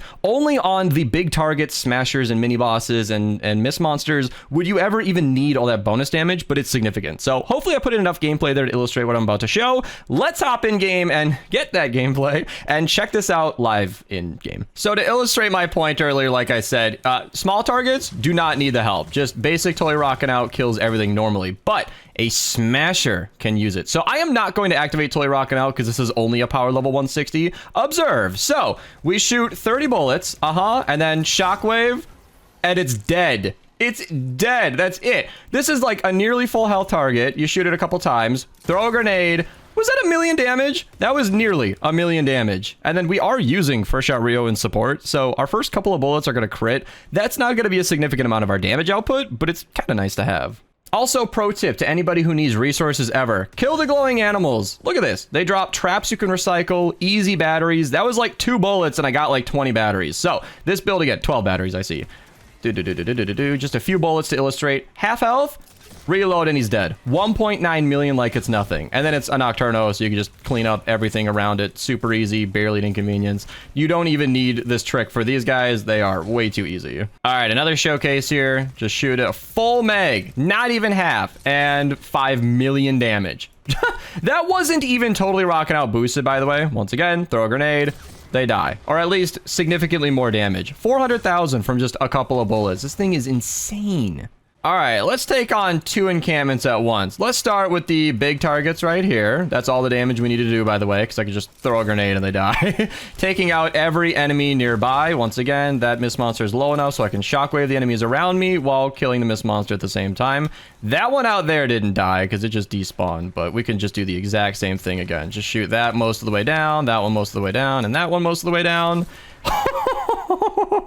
That might be the best showcase we've had yet for how ridiculous this build can be. You just tag enemies enough times, throw a grenade into nothing. Throw a grenade just off into the distance, and it dies so easily. And that right there was a clean indication of what exactly is going on here. Because with Chaos Agent, I'm reloading right away, and then the activation from the 6th perk happens on the Nocturno. Why that happens so late, I have no idea. But it gives first shot Rio plenty of time to boost our crit chance to 100%, guaranteeing that explosion is going to crit. All right, one more indication. Why do I keep saying indication? One more demonstration. There you go. Was that 750,000 or 7 million? I don't know. It's dead regardless, but yeah. Let's start the defense and get some higher level enemies. All right, those of you watching this video on 1440p like you should be, probably saw this guy in the distance. Yeah, all right. We got him. We got him. Let's go to the defense for real now. All right, defense begins. So, more of the same. Look at that. Easy knockout. Oh, goodness. Look at the Nocturno just doing what it does. This is what I'm really enjoying about this configuration. So, first shot Rio in the lead is more consistent and doesn't need Chaos Agent. Well, this is consistent too, but it doesn't need Chaos Agent. However, you need to shoot 5 bullets at a time. With this build, you can just use it normally, run the loadout as you normally would, behave as you normally would. But if you need to do a bit of extra damage, you could just throw a grenade and just kill them, kill them a little more dead. So this is kind of the play style. You're just focusing on these regular targets, doing damage, even just reloading normally, enjoying a Ben's war cry. Oh no, there's a big target. Grenade. 2.6 million without any setup at all. Long distance firing. I know that said like 6 million. Obviously, that was affecting a lot of targets at once. How much does that little grenade do? Okay, barely any. Let's not die. Here we go. All right, so we are in a nature mission, which means... Oh, man, I messed that one up because I switched off my thing. 5 and 4 are next to each other. I switched the keybind a long time ago, and I'm still not used to it. So here's what I'm talking about. This is why we don't use Chaos Agent that often for these AR builds. You can see on the bottom right, I'm out of abilities. I just got Shockwave back barely, which is why I'm running Reload on this. It might look redundant. Oh, you're running Chaos Agent. Why would you bother? But that's why. Because it's not always available, and I need to kind of ration my abilities. You can see I've got 1 grenade left, so I can focus on him, kill him normally, and then maybe kill these guys for Toy Rock and Out Bump, focus on him, throw the grenade. Boom! Entire smasher is down. With this loadout, you are basically enjoying what is a normal Nocturno build, but when you need it, you can consider your grenades and your shockwaves to be insta-kills. Like, oh no, there's a mist monster way out there, grenade.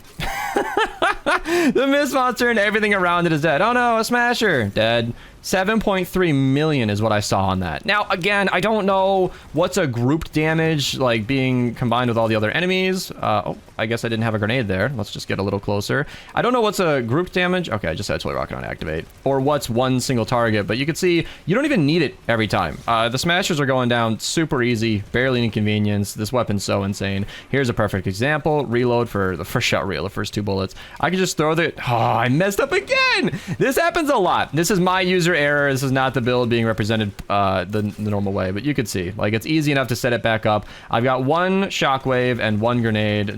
Dude, the Nocturno is so freaking strong. Especially with Toy Rocket Out, it's so good. You can just focus on a target like this and just reload normally. Like with a Toy Rocket Out Nocturno build, crit rating, double crit damage, you don't even need this quirk, but you can see 1 second on the van timer. 7 million damage.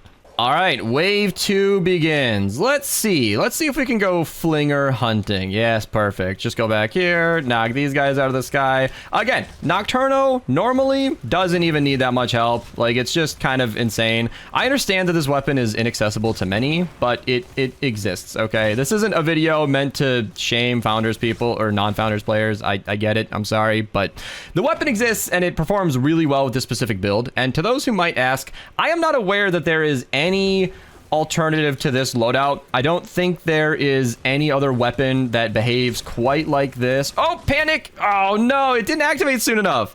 It looked like the Taker died to a teammate, and I know Aura's running the similar loadout, but yeah, so... I think I killed him. You killed him? Yeah, well, it's all right. It's, I think we all kind of got the... Oh, look. Here's a panic throw. The grenade. No! I keep doing that. I switched to my wafers. You know, if I was a better gamer, that Taker would have died quicker. It could happen again. There we go. I looked at my key. Look at that. It happens so late. So that's definitely what's happening. I demonstrated that earlier, but obviously the explosion is activating so much later than first shot Rio kicks in, and that allows this to be possible. Yeah, I don't think I can do anything versus a smoke screen. We did test this in a different mission. This build, however strong, can't really do much to smoke screen. Smoke screen reduces the range weapon damage and the, I guess, range weapon damage. So you want to use abilities and melees versus smoke screen. So I guess I can demonstrate in a second what you want to do. So before I switch to a Ravager, I can just eat my wafers, pull out my minigun, ignore my dead teammate, and just aim for the head. You can see it does a lot more than my weapon would have done and can do a lot of damage towards taking care of a mini-boss. But of course, it's a very strong mini-boss and it's going to do a lot of damage. So this is actually why I keep several Ravagers on hand. Smokescreen mini-bosses can never be elemental, so a physical Ravager is ideal. However, if it's Frenzied Berserker, I'm sorry. All right, racing back to the mini-boss with all my dead teammates. Oh, no, I didn't even have the Ravager. Am I going to die pulling it out? Okay, here we go. All right. There we go. So this is what you should be doing versus a mini-boss before it despawns. I'm glad I could get those 2 seconds of demonstration, but that's basically how you handle a mini-boss. If you could stay alive, is to just use a, not a mini-boss, use a melee. Hey, there we go. Beast learns English. Beast learns English, but I don't think there's anything really in this second half that's going to demonstrate the power of this better than the Smashers in the first wave. But look, actually, I stand corrected. Easy shockwave. Look, it looks so weird to stop shooting at an enemy with 60% health, but hey, well, you know, you got it. You got that opportunity. And I really like to think of this loadout that way. I'll repeat it again, but the frag grenades and shockwaves that you have are essentially insta-kills. Like, that guy didn't take enough damage for it to stack up to be enough. You do need to provide some damage for the explosion to crit off of. but each frag grenade and shockwave is functionally an insta-kill if you can stack up a bunch of damage. Versus the normal target, versus these normals, they're not really worth it, but yeah, you can see Nocturno versus a crowd just does tons and tons of damage, and then throw a grenade. Look at all that. Look at all that damage, dude. Thank you guys so much for watching. I kind of came out of my cave, came out of my vacation from posting videos just to make this. I got really excited about this and wasn't even going to record it, but we were running 160s today, and Matteo had one more to do. So I ran a 160 that I wouldn't have normally. So kind of thanks to Matteo, otherwise this video wouldn't have happened. I tried to record the first, actually I tried to record a different video, but on that day of recording, I had eaten 4 Taco Bell tacos right before I recorded, and then my thoughts flowed like mud. So that video will happen another day. That video being an updated build for the Blackout Boom build, because Fallen Love Ranger Jonesy made it significantly weaker. If you guys want that video, comment down below, leave a like. This is the video I made instead. I hope you guys enjoyed, because this is just too strong not to share, and I really wanted to point it out because it's just a really, really weird, crazy strong build that if you have a Nocturno or a friend with a copy of the weapon, you can try and enjoy it yourself. Subscribe if you're new, like the video. I'll see you guys in the next one, and have a good rest of your day. It's interesting. Where I just reloaded right there, I feel like was a little... Holy crap, that's so much damage! Oh my gosh, I just knew it. Walking over that football was just gonna... Oh my lord. All right, so this is kind of a fun spin on one of my favorite loadouts. If you guys don't remember that video, I'll link it down below because it's one of my favorite loadouts. Basically, we're combining the fact that Scourge never has to reload with the fact that Crackshot ramps up a ton of damage. I threw on Totally Rockin' Out, put a little Tactical Assault Sledgehammer in support, and you are doing a monstrous amount of damage. And on that note, today is not the follow-up to that video, but I have been thinking about making a follow-up because I did some serious number crunching. I think we spent like 5 straight hours in a stream once just doing math on all sorts of different loadouts, and one of the major brain benders was finding out that Sledgehammer in the lead with a 225% crit damage bonus is actually not more damage than Crackshot in the lead with the Totally Rockin' Out build that we're seeing here. So I figured a new video showcasing that with all the math kind of included would be really, really fun, at least for me. So if you guys want to see that, comment down below. But today we're taking a little bit of a twist because you might notice we have Chaos Agent in support. He's not needed on the Scourge, but somebody in chat recommended the HackSAW, and that is one of my favorite weapons of all time. When Chaos Agent first came around, I think I even included the HackSAW in one of my fun loadouts videos. Link to those down below. Thank you for the bits, Alabama. And so I decided to set up an interesting HackSAW build. This is how my HackSAWs are normally built.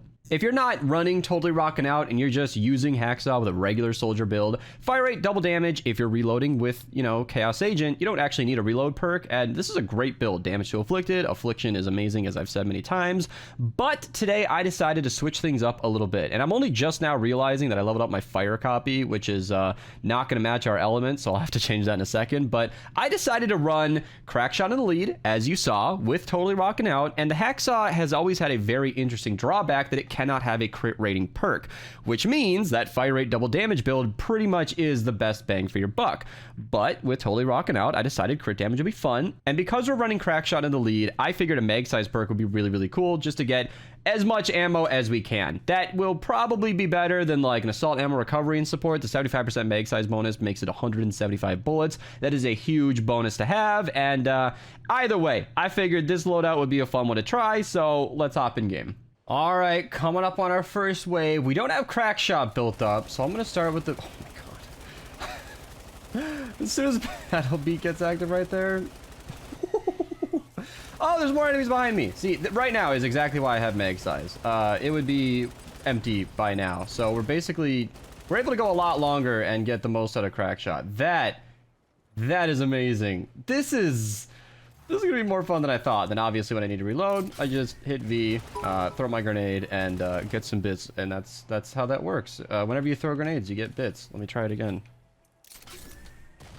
Wouldn't that have been amazing? Either way, let's go find another group of zombies. All right, chat's busy starting a hype train, but I'm trying to get... Oh, I shouldn't have switched. Trying to get an encampment going. Can I reload? No, I don't have 5 seconds. Let's go. Let's start with the basic stuff. Gotta kill the annoying ones, get the babies out of the way. Tag everything with Affliction. Try to get Totally Rockin' Out active. No! Ugh. Yeah, taking on an entire encampment is rarely well advised solo. but you know, doing it with a loadout that doesn't have a lot of health is just even worse yet. Oh man, I wanted to use as much of this as I could, but I didn't even need it. That was honestly a little choppy in the middle there, but this weapon is absolutely shredding, and Twitch is going ham. Thank you guys so much, everybody. If you guys ever want to tune into these, I do record pretty much every single one of the fun 160s I've ever recorded is on stream, because I love the energy of a stream, and as I've always said in this series, I was just doing silly, fun loadouts, wacky things anyway. And it occurred to me very late into my YouTube career so far that recording this and putting it on YouTube would be fun for you guys. So if you ever want to tune into that, Twitch link down below, it's always there, and come have a fun time. Oh, we got a baby encampment. Let's see. I'm going to wake up the encampment by killing the enemies over here, simultaneously ramping up Crackshot, and then losing my entire stacks because my mag size is almost there. And then I have to switch off again because it bugged, but it's gonna be fine. It's gonna be fine. You know, it's interesting. Where I just reloaded right there, I feel like was a little... Holy crap, that's so much damage! Oh my gosh! I just knew it. Walking over that football was just gonna... Oh my lord. Why have I never thought of this before? I know it's no triple crit damage. It's not even double crit damage, but it is crit damage, and the HackSAW is really strong. It's kind of a weapon that is forgotten about because you can't run a traditional crit build on it, but... This thing is absolutely shredding. I might make this a mainstay. It's not infinite like the Scourge, right? You know, obviously I have to stop and reload, and that resets Crackshot, but that didn't look like it was making much of a difference. This is gonna be great. Let's get some blue go. We'll start the mission, and then I'll check back in then. Chat! Okay, I said I was gonna wait for the mission to start, but I can't help but go after a Smasher. I don't have the Totally Rockin' Out stacks, but it doesn't even matter. Now, this is a stacked lobby against the power level 160 Smasher, but still. Wow, have I ever been the one to start a mission in one of these videos? This is kind of weird. Let's see what we can do. I'm not sure which side to focus on exactly. It's not a completely trapped mission, but I can try to do my bet. This is power level 250. I think they're going to be coming from the southwest side. Hopefully not too many. I put down a few ceiling electric fields around here just to make sure that some of the baby guys don't get through. But I feel like the bigger targets we can handle easily. I'm trying not to kill these guys on top of the tar pit because I don't want to obviously break the tar pit. We are in a death burst, death bomb mission, which is just... It's just typical, isn't it? You know, every time I record one of these 160 videos, it just has to be... Oh my goodness! I know the Smasher was weak, but come on. Alright, let me walk over the football. It's not the fastest Smasher kill we've ever seen, but come on. Ah, I know! You know, this seems to be a running trend. You know, I tried to run away from that. I learned from the Bobcat video, but I'm still practicing, you know? Alright. Oh man, these fumbled footballs are amazing, but I have to be careful. These death bombs are, well, you know, deadly. I'm trying to save every bullet. It actually stresses me out a bit when so much of my damage comes from Crackshot and I can't reload. Oh my god. But you can do so much with so little ammo. So much of my damage comes from Crackshot and I can't stop or switch or anything, but it doesn't even matter. As you just saw, like, you don't even need that many bullets. Totally Rockin' Out makes this thing have a decent crit chance, and the stats, 60%. Like, it's amazing. I had 400,000 DPS on paper. I don't know what the crits add to that, but it's probably easily over 500,000. Okay, let me have the... Well, these guys are getting close to the base. It's fine. Usually I like to showcase the weapon, but I think we've seen enough Smasher carnage. I definitely don't want to fail this mission. And I appreciate everybody in the game who helped, by the way. Everybody watching, or in the game at least, was from the Twitch stream. So if you guys ever want to actually be in the lobby, I do not add everybody. There are some requirements for that, but it's an option if you guys want to join. I think right now, as of recording, it's 3 months subscription and like 1,000 or 10,000 channel points. That might change in the future, but that's only because I can't add everybody. I don't like it being that high. I'd actually prefer to add everybody, but it's not possible. Like, I don't even mean practical. I mean, it is physically impossible. I think the friends list limit is like 1,400, and the range on these death bombs is further than I thought. Oh my goodness. What on earth? Is this like a snowball launcher? Oh, it's a bugged bow. Famous Destroyer, can you switch your bow this game? It's doing that thing. I don't remember what bow that is. Is that Cloudburst? Oh, that is jarring. I don't know if that's an epilepsy trigger, but maybe I should put a warning. Oh, goodness. What bow is that? I can't even see anything. I gotta get away. Oh. Well, I'm gonna double check the spawns right here and then queue up wave 2. Round 2, fight. Also, oh, I don't have the blue. Oh, it's because I died. All right, I guess I'll pick it up. Now, round 2, fight. Yeah, he said he was using the powder keg. I've seen that bug on other bows before, though. I'm not sure if it's just the powder keg. Does anybody in chat actually know how that's triggered? Thank you, Iceman, for the sub. Oh, no. Oh, no, we got healers. Okay, so here's I'm just gonna... Well, okay. I was gonna say I'm gonna tag everything with Affliction, but the healing hoe is gonna make that rather ineffective. Can I just barrel stuff and then walk away? Okay, yes. I was gonna go for that football, but I'm gonna die. This is just... Wow, that was a quick death. I considered running Bomb Suit or Bomb Squad, Bomb Suit Kyle, I don't even know. But it seems to be pointless. I guess if I'm gonna have my stacks reset anyway, I might as well trigger the Totally Rocking Out. And now we're just slaying right now. All the zappers are getting rid of the bubbles, and well, it was a nice little run. Yeah, nice little shred there. Is he invincible? What is happening? This is really messy. I don't like this defense at all. I have so much more ammo than it looks like I have. That's weird. Can I get enough kills to activate Totally Rocking Out? I should focus the healing hose and then shoot through the eye holes. Oh my goodness, that death burst is winning. I'm trying to shoot one enemy, but the traps are healing him from behind. Man, this support squad from the teammates right now is S tier. I am loving this. I don't even, like... It's like he just swoops in. Oh, Beast is dead again. Oh my gosh. Are these death bombs invisible or am I blind? Okay, nature mini boss. Let's just use a fire hacksaw. Totally Rocking Out's not going to help as much, but it's got to be worth something. Oh man, these pot shots are making me look bad here. Let's see. Is this going to be... Honestly, this is pretty good damage. This is pretty solid.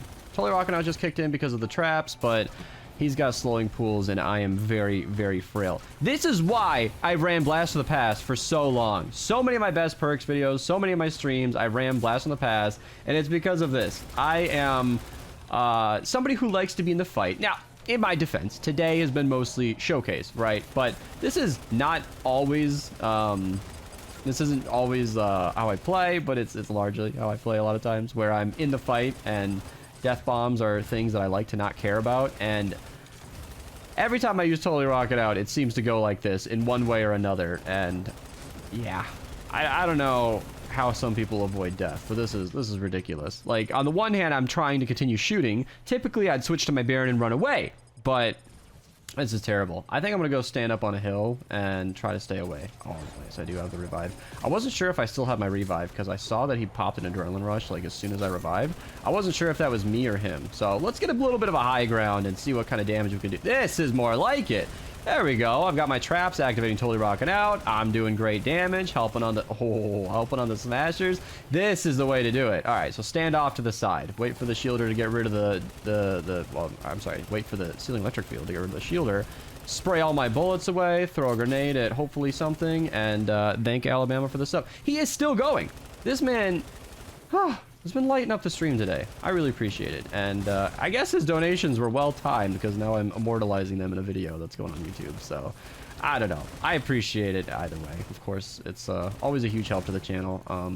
It goes a long way. It matters. And I appreciate it. 30 seconds left on the clock, and I wish I could keep going. This is just great. I love this loadout. If you guys want to see more of these loadouts, you know, like high mag size LMGs, that could be a fun little series to add, like a little pseudo series. I'm not making it a proper series. I'm not literally trying to do every triple crit damage weapon, but it is a trend that's been occurring. So if you guys want to start seeing like high mag size weapons, seriously, when I say comment down below what you guys want to see, I mean it, because fun loadouts are plentiful in this game, and I would love to showcase lots and lots of them. So yeah, if you guys enjoyed the video, feel free to leave a like, comment what you guys want to see, subscribe if you're new. I'll see you guys in the next one, and take it easy. Hello again, YouTube. If you guys saw the previous upload where I ran a crappy loadout because of a high level donor on the stream, you'll know why there's a cat cam going on. But yeah, Twitch gets a little crazy, so link to that down below. Today we're starting with the loadout because it is an extremely interesting one. I'm gonna give Archer credit here because he he published the video on this, but it's Awalri who pushed for Zenith for a long time. I asked Archer, he said that it was his build, but Awalri's influence, doesn't matter. Wherever this loadout came from, it's just something I want to show you guys. So we're going to be starting with the loadout here and not necessarily getting into the weapon right away, because this loadout in itself is wildly fascinating. So Archer put this build together. He got a lot of influence from Awalri, who is always going on about Zenith being super strong, and I personally had never seen the value in Zenith seriously. I'm aware that Zenith can free smashes in place, and that's a super useful ability, but I don't really see how that's super viable. I mean, I get that you can freeze a smasher, but he doesn't do a ton of damage, and your teammates kind of need to take over from there.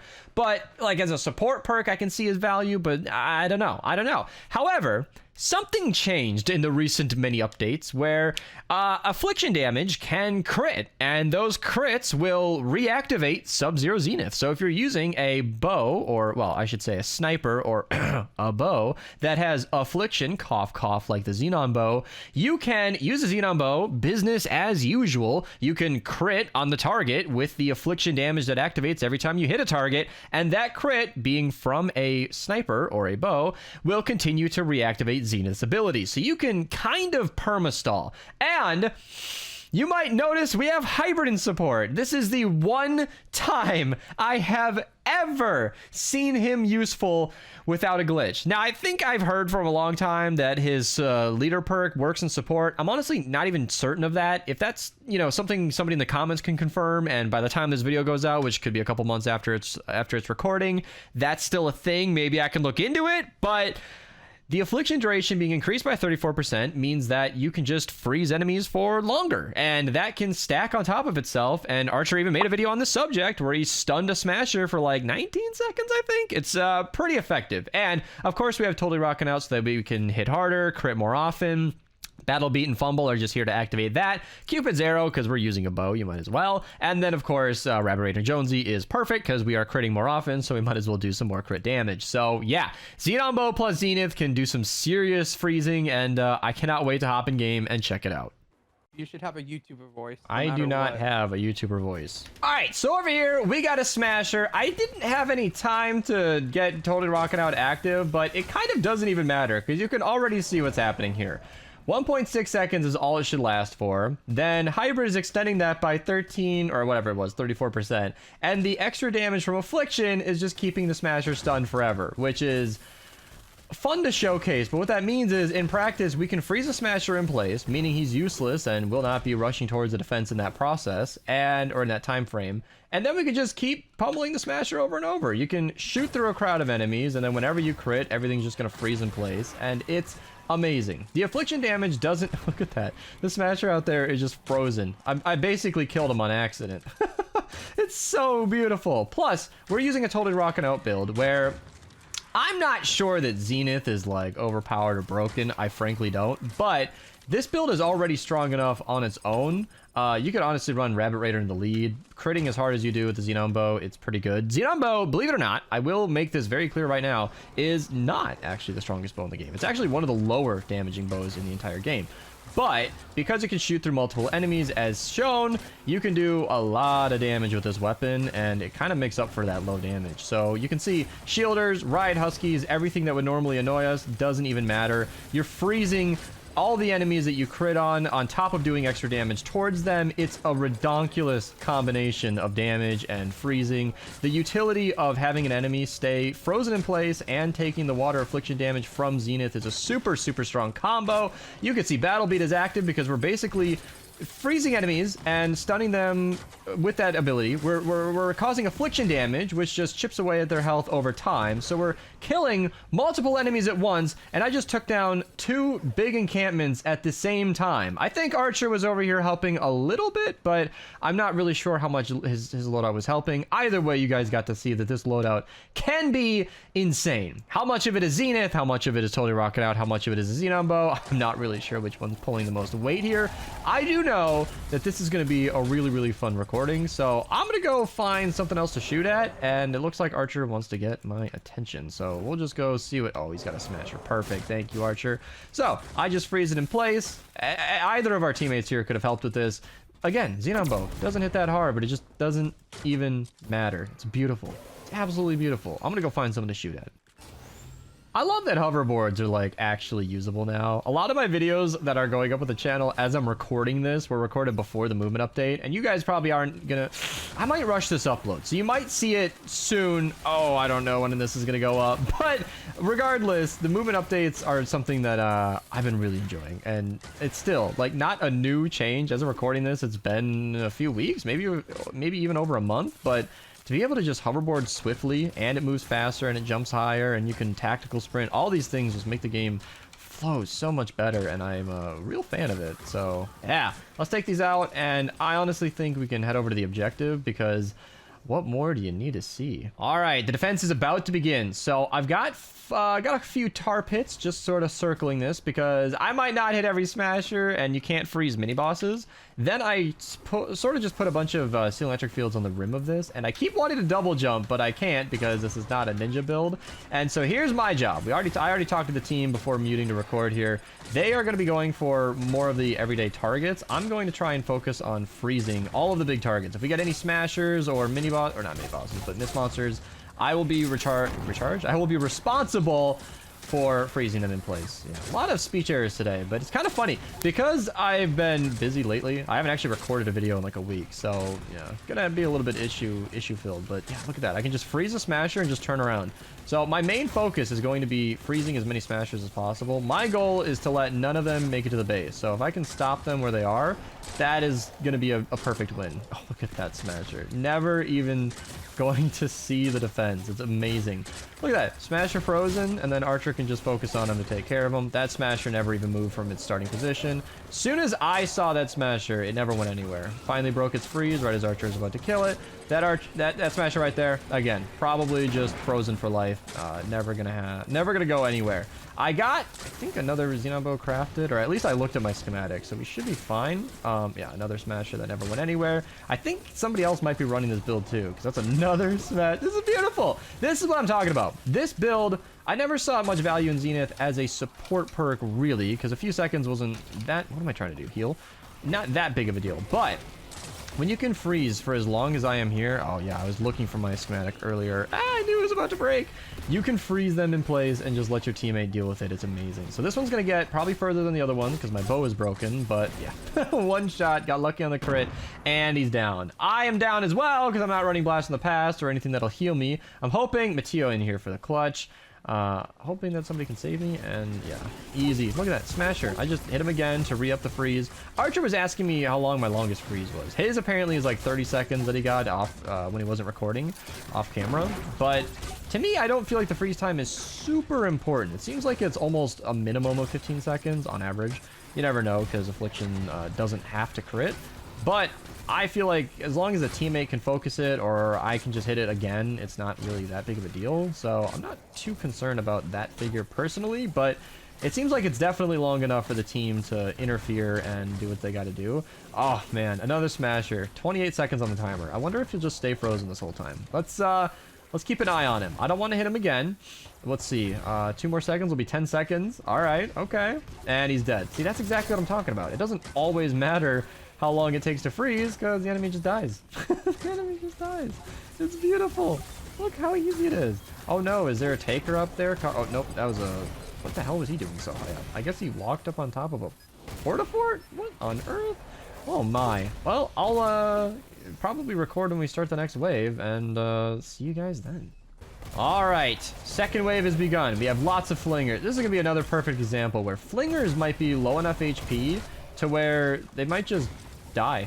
Like, smashers can stay frozen for a while because they can live through all that affliction damage. Flingers, they might just die from the affliction damage before they can even do any harm. Ooh, propanes as well. You just target all the propanes. Ooh, can I get in time? It wasn't aiming high enough for that one. All right, took care of it. Yeah, Flinger just died from the affliction damage. I'm not sure I'm gonna possibly be able to get to all of the Flingers, but whichever ones I have a perspective or an angle on, I can just hopefully freeze them in place like so. Look at that, frozen, everything's dead. This is beautiful. This is amazing. You know, I don't think I've showcased the Xenon bow in a Fun 160s video. I feel like it's too known Like, everybody already knows the Xenon bow is insane. I've covered it in tons of videos. It's not like a new crazy fun thing, but I feel like a fun 160s like this one could easily be recorded just showcasing the strength of this. And I believe this weapon cannot, this build cannot freeze a mini-boss. I guess that would be a little too easy to kill the mini-boss, so I'm going to have to let the teammates work on that one. The amount of damage on that taker. This is so beautiful. I have this Totally Rockin' Out active almost all the time. That rim of Steel Electric Fields I put down seems to be helping a lot, actually, in keeping this active the whole time. And I couldn't be happier. This is great. I know. I didn't believe in this build. I will admit, I had my doubts in Zenith when Archer initially brought this subject to me, but I didn't understand the...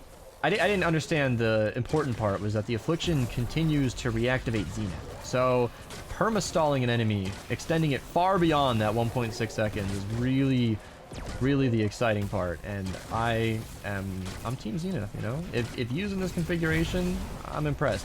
I used to think, because he had such a low cooldown, that it was best to have like a vacuum tube bow, or sniper, I should say.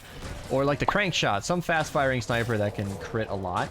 I also believe that might have been before Totally Rockin' Out existed, actually. So I guess I'm really outdated in my Zenith ways. I always thought a bow was kind of a dumb combo. I still do. If Affliction didn't reapply his ability, I don't think you should be using a bow for Zenith. But bows, as shown, are strong enough on their own that it doesn't really matter what loadout you run. It kind of just works regardless. So yeah, I'm gonna run around and actually collect some loot. This mission is just a wrap. Without any smashers threatening the base, I can kind of chill out a little bit. Easy, just one-shotting all these propanes. I feel like I have a permanent Totally Rockin' Out uptime. The Steel Electric Fields, just taking out all the basic zombies, and I'm just running around doing this. Oh, okay. I guess I'm not doing anything. 2 unlucky hits in a row. Is he gonna die from Affliction? Easy. Easy. My mom is sending me a message about pizza. I already ate pizza earlier. Oh man, is there more pizza? How much pizza does she expect me to eat? I'm gonna be the pizza eater at the end of this. I don't know what that means. I'm just, my brain is fried. This is too much fun. This is too much. This mission's just easy at this point. Just turn around, target anything that could be a problem. Any big health bar, just shoot it with the Xenon bow and it's gonna die. Wow. I wish we had some more smashers on the second wave, but I guess we got enough smashers in the beginning to where it doesn't matter as much. Can I freeze him? He's dead. I kind of want to freeze a flinger and then see if he'll die from Affliction. That health range is probably gonna kill it. Yeah, look at that. Great timing on that. Little applause sound effect. If you guys ever want to hang out in the streams, there is a Streamloots feature that I have installed, or plugin, I guess. I don't know. Where people can buy these different cards and use them at brilliant times, just like that. Thank you guys so much for watching. I'll see you guys in the next one. Comment on any suggestions you might have. The cat stream ends in 24 seconds, but that's too far away, as the cat is going to be taking over the camera for the rest of this video. I'll see you guys in the next one, and take it easy. So the Jabberwocky is not a new topic on this channel. I ran the Bowler and the Jabberwocky before in the 160s with pretty normal builds. Had an excellent time. Both of those links are down below. Then the Bowler came back around, so I made not one but 2 videos with that, and in one of those videos, I ran it with double crit damage. I made the claim in the title that it can one-shot a smasher. Granted, that's not technically true. You can one-shot it. That is very true, but it needs to like bounce several times and hit the smasher multiple times. The clip of it destroying that crowd of enemies is my favorite thing and is no doubt playing for your eyes right now, but I got a lot of comments from people who are like, the Jabberwocky can actually one-shot a smasher, and I want to try that out today. So we're going to be doing Jabberwocky with double crit damage. I am recording this video currently where Totally Rockin' Out is a little bugged, so this video might be a little iffy, but that's nevertheless something I'm just going to put up with because I really want to show off this build. The Jabberwocky hits like a truck. So for those of you who don't know, here's the list of all the top launchers in the game. The Jabberwocky is not only on that list, just below the Santa's Little Helper, but it explodes into 3 3 more cannonballs that can kind of, if you get lucky, quadruple its damage. Oh yeah, Ben's Warcry. If you guys ever want to be a part of the stream, Twitch link down below. I do record these live on Twitch.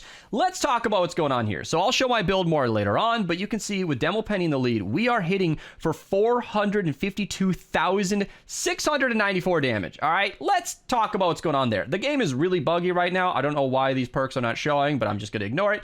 If you take the damage output of this weapon, all right, 694.3, and you divide off the fact that we have a 30% damage bonus, a 20% energy bonus, and a 50% Demo Penny bonus, divide that by 2, this is the base damage of this weapon with my current teammates, who are all pretty high power levels, so your numbers will vary, but I'm doing this just so that we can add back on Rock and Riff. If we're activating Rock and Riff, it'll give us 50% damage bonus. So if we take this new base number, multiply that by the true damage bonus of 2.5, so once we get that actual number, if you crit with this for 320% bonus damage, which would be a 4.2 multiplier, blaze it, there we go, go ahead, we will be critting. We will be critting. Why do I keep clicking the wrong thing? For 2,376,000 damage. If we can get all 4 cannonballs to hit the same target, we will be hitting for almost 10 million damage. If somebody runs Boom Base or a Warcry, I will put 10 million damage in the title. I'm a YouTuber. I can't stop myself. So that's... You want me to do that? Yes, run Boom Base for me, please. Or Warcry. Or somebody do both. I don't care. This is something I'm very excited about. Let me talk more about the perks, though, because I feel like that's actually something I glossed over, and I feel like it's important to mention. There are a couple of ways to run this weapon. First and foremost, the normal way to run this, as shown here, is kind of recommended. I'll link the Jabberwocky best perks down below if you guys want to see all the different options laid out for you, but this is typically the standard build. This is normalized for consistent play. This build is not recommended, especially with Totally Rockin' Out being a little buggy in my current recording of the day. It might not be super all the time. We'll talk about the build. I'll work on that later in a second here, but we got double crit damage. Trust me, I'll just show it from here. Double crit damage to crit as hard as possible. Now, the reload perk could be crit rating. That would be more consistent crits, but we're only getting a 1.7 reload with a reload perk, and we only shoot 1 shot before we have to reload. So I feel like a reload perk is essential, and it was nice of Epic Games to give us a double crit damage bonus that is capable of having a reload perk. And then a damage perk just to do more damage, of course. That makes perfect sense. And then the stunning and knocking back enemies is the only 6 perk that actually adds any damage. So in my opinion, it's the obvious pick. So yeah, that's the build we're running. It's not recommended for normal play. Today is just a fun video showing off some insanity. Demo Penny in the lead is the most damage a launcher can get. Totally Rockin' Out, of course. Enduring Machine, just so that we sometimes have a nice little chance to explode. And we are going to be getting a 15% damage bonus from Locked and Reloaded. So if we can go back to our base, there we go. If we can go back to our base damage, multiply that by not 2.5, but 2.65. And then we hit a crit. There we go. And then we multiply that by 4. 10 million damage without any help. Oh. As a YouTuber, I just need to hit that 10 million mark without any clickbait, so I can put that in the thumbnail or title, because of course. And this is what I was talking about with Totally Rockin' Out being bugged. Currently, as I'm being informed, when we activate Totally Rockin' Out, it will have to go the entire 8 seconds and fully decay before I can reactivate it. I have been kind of okay with Totally Rockin' Out. Archer says he tested it to be confirmed. I don't know, but either way, I'm going to be running Battle Beat, Wafers, and Fumble just to get as much uptime as possible. That might sound redundant, but when you realize that we don't really have anything left to buff rockets, I mean, we could put Rex Jonesy in support or something, but at this point, we're just grasping for straws. We're already doing 10 million damage. Like, we're fine on damage. I think a full support team of Totally Rockin' Out characters is going to help out a lot. So that's enough talking. Hopefully a little bit of gameplay was thrown in there to not bore you guys too much. Let's get in here and get the fun started. All right, I wanted this first clip to be a smasher, but how could I resist 2 encampments? So let's see. Okay, all right, we got a bunch of shielded enemies. Pop a wafer and just watch everything die. There we go. There's that 2 million damage number I showed. I don't know if that's easily visible, but it looks like my math was very correct, and I'm glad to see that. Oh, it's so weird when 8-bit demo doesn't activate. Everything's dying. I'm gonna get killed by the death bomb. I need to stay alive. Here we go. There we go. Doing 0 damage. Nice little addition to the game. This is where things get a little tricky because this weapon does not shoot through a bunch of targets. Thank you for the coconuts, but I'm not going to be needing them. All right, let's get a little closer to these guys over here. Let's pop another wafer. I didn't have that active. Yeah, easy damage. Wow, that is actually the exact 2.376 million damage I calculated. I'm glad I got that correct. That should be, yeah, without the reload. No, no, no, no, no, no, no. Yep, I saw the beehive. I thought I could run through it. I am kind of a glass cannon, but I've got Jason over here to back me up. Thank you for saving me from myself. We got 2 shielded encampments, and we're just blowing through them all. This is beautiful. Look at that damage. This is going to be so fun. This is going to be so fun. You can just walk them into the extra... Oh, maybe not. I was hoping I could walk them a little closer to the thing, but it didn't quite work out that way. Oh my gosh. I thought he was going to go one way, and then he didn't. Let's move on to a smasher and enjoy that carnage. How about it? Oh yes, our prey. Look at him just standing in the corner, unsuspecting. Let's see how much damage we could do. Truly, one-shotting a smasher. Not only one-shotting, but you can see there were 2 cannonballs left when he had a sliver of health. I feel like I could have killed another smasher with that amount of damage. I don't think we need to see much more from the 160s here. Everything's just going to die in one hit anyway. I think we should go either find another smasher or just get the defense started already. All right, and with the sound of boom bass playing in our ears, we got the mission beginning. So I don't actually have a lot of traps down for Battle Beat to be active. I can fix that right now, actually. I hope these aren't nature. Last season was natured, so these should be energy electric fields. These are just being spammed lazily. I hear that smasher. Where's the smasher? Where do I go? Where is he at? Is he over here, Archer? Oh, there's one. He's on my side. There's one. 250 power level smasher. I'm monster hunting in this game. Let's see. There we go. Hit him once just like that, and then the other ball's just easy cleanup. What? He survived with 1 HP? All right. You know what? I want to see another smasher. I want to one-hit it. That's my dream. I want to one-shot a 250 power level smasher with this. There we go. There we go. He's going to be hit by traps slightly, but honestly, I don't know if it mattered. He died so fast. I love seeing him die from one of the cannonballs when there's another one unexploded. Like we still had more firepower if he didn't survive, and that's the beauty of this build. Again, not really practical to to rely on totally rocking out just for crits, but it's really, really fun if you're willing to play this way. There we go. Pop a wafer. Hopefully that gives me what I need. The impact of this is quite difficult. Now, the cannonballs do go off and hit other targets. Ooh, right through the Riot Husky. Is that a normal thing? Can you normally explode through them? Double smashers over Okay, here. over on you. Perfect. There we go. Eat the wafer. Got plenty of these built up. I missed. That's my fault. Sometimes if it doesn't shoot, I can just shoot again with 8-bit demo. This is amazing. Cleaning up smashers like they're nothing. Oh, this is so satisfying. Looks like, I don't know. I killed that Riot Husky through his shield earlier. I wanna chase that feeling. There we go. Just like Toby stealing money from Michael. Not stealing, but like winning money in the gambling episode. You guys know what I'm talking about. No! Jason trolled me. He put the wall. Oh no no no no no no no! Death bomb! Ah! I'm gonna die! Oh my god. 34,000 HP in these zones is basically 1 health in a dream. Oh no no! I'm running out of cannonball. Yeah. The survivability of this build is leaving something to be desired. I gotta get out of here. Okay. All right. Focus. Let's find some more targets. Oh, there we go. Nice big crowd of enemies, all pooling in the same position. Just the cannonballs rolling down, killing everything. That is really the use of these cannonballs. They're not always needed for one target. Oh, nice. We got another smasher. Let me just clean them up real quick, guys. Don't worry about that. Oh, the cannonballs don't land on the target. Interesting. Yeah, they kind of spread out. So it's really, really tricky to get that full 10 million damage on the same target. But, you know, as I've been showing throughout this video, those cannonballs can hit lots of different enemies. And you rarely miss out on all that damage if you shoot in the correct direction. You can see it just blows up a second later, cleans everything up, and you're good to go. Let me go back to my favorite ramp over here. Got any more enemies pulling up? It looks like it took a while for them to all come this way, and then 2 seconds for me to kill everything. So I think it's going to be a while before we have too much fun down here. But as I say that, more come through and get killed by the cannonballs left behind for the first shot. Such a beautiful cleanup. Oh no, a taker. Let me go through. Come on. Got him. Don't worry. We're fine. I'm just gonna... Here, hang on a second. Go over here. Put this down. I need some help because this is getting a little too close.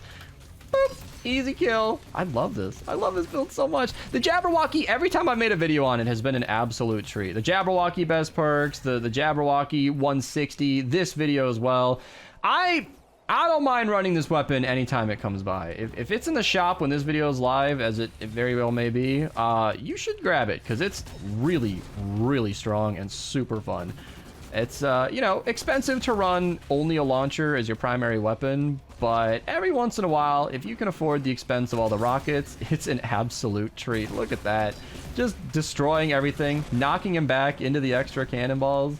Nothing survives. I hope we can get a fire mini boss. I should have made 2 copies of this weapon just to increase my chances of having a mini boss that I could do something to. I want to see this weapon hit for all that damage on a mini boss that can actually take damage from weapons, because that would be the most satisfying thing. Woo!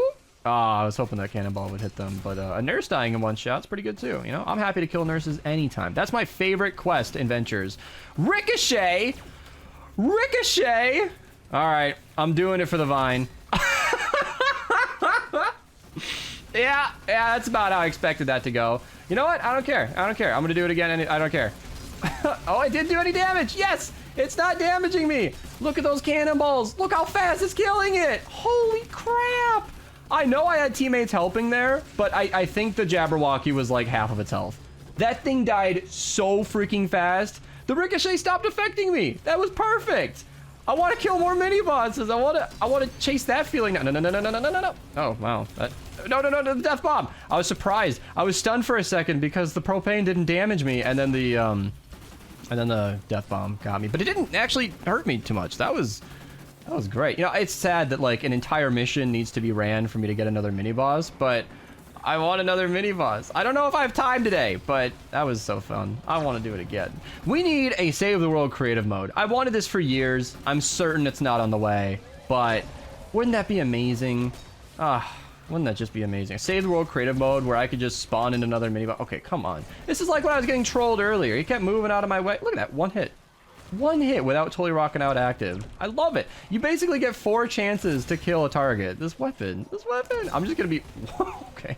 Somebody had a death wish. This weapon is just so strong, and I'm gonna be saying that until the video ends. Oh, yes, I got my refund from 8-Bit Demo. Did I get 3 shots in a row, or did that second one not fire? 8-Bit Demo is a treat. You know, it's only 20% of the time, but when he does activate, it's actually really helpful to have him in support there. And if you guys haven't seen my insane rocket loadout with Star Spangled Headhunter in the lead, she's an excellent choice as well. Requires Warcry, and you can't have Penny in the lead, but saving 70% of your shots is a really, really fun way to spam rockets. All right, I'm hearing a lot of flingers. Let me grab that fumble football. I actually got this idea from a Paleo Luna build where we were, Ben's Warcry, maximizing the attack speed of our melees.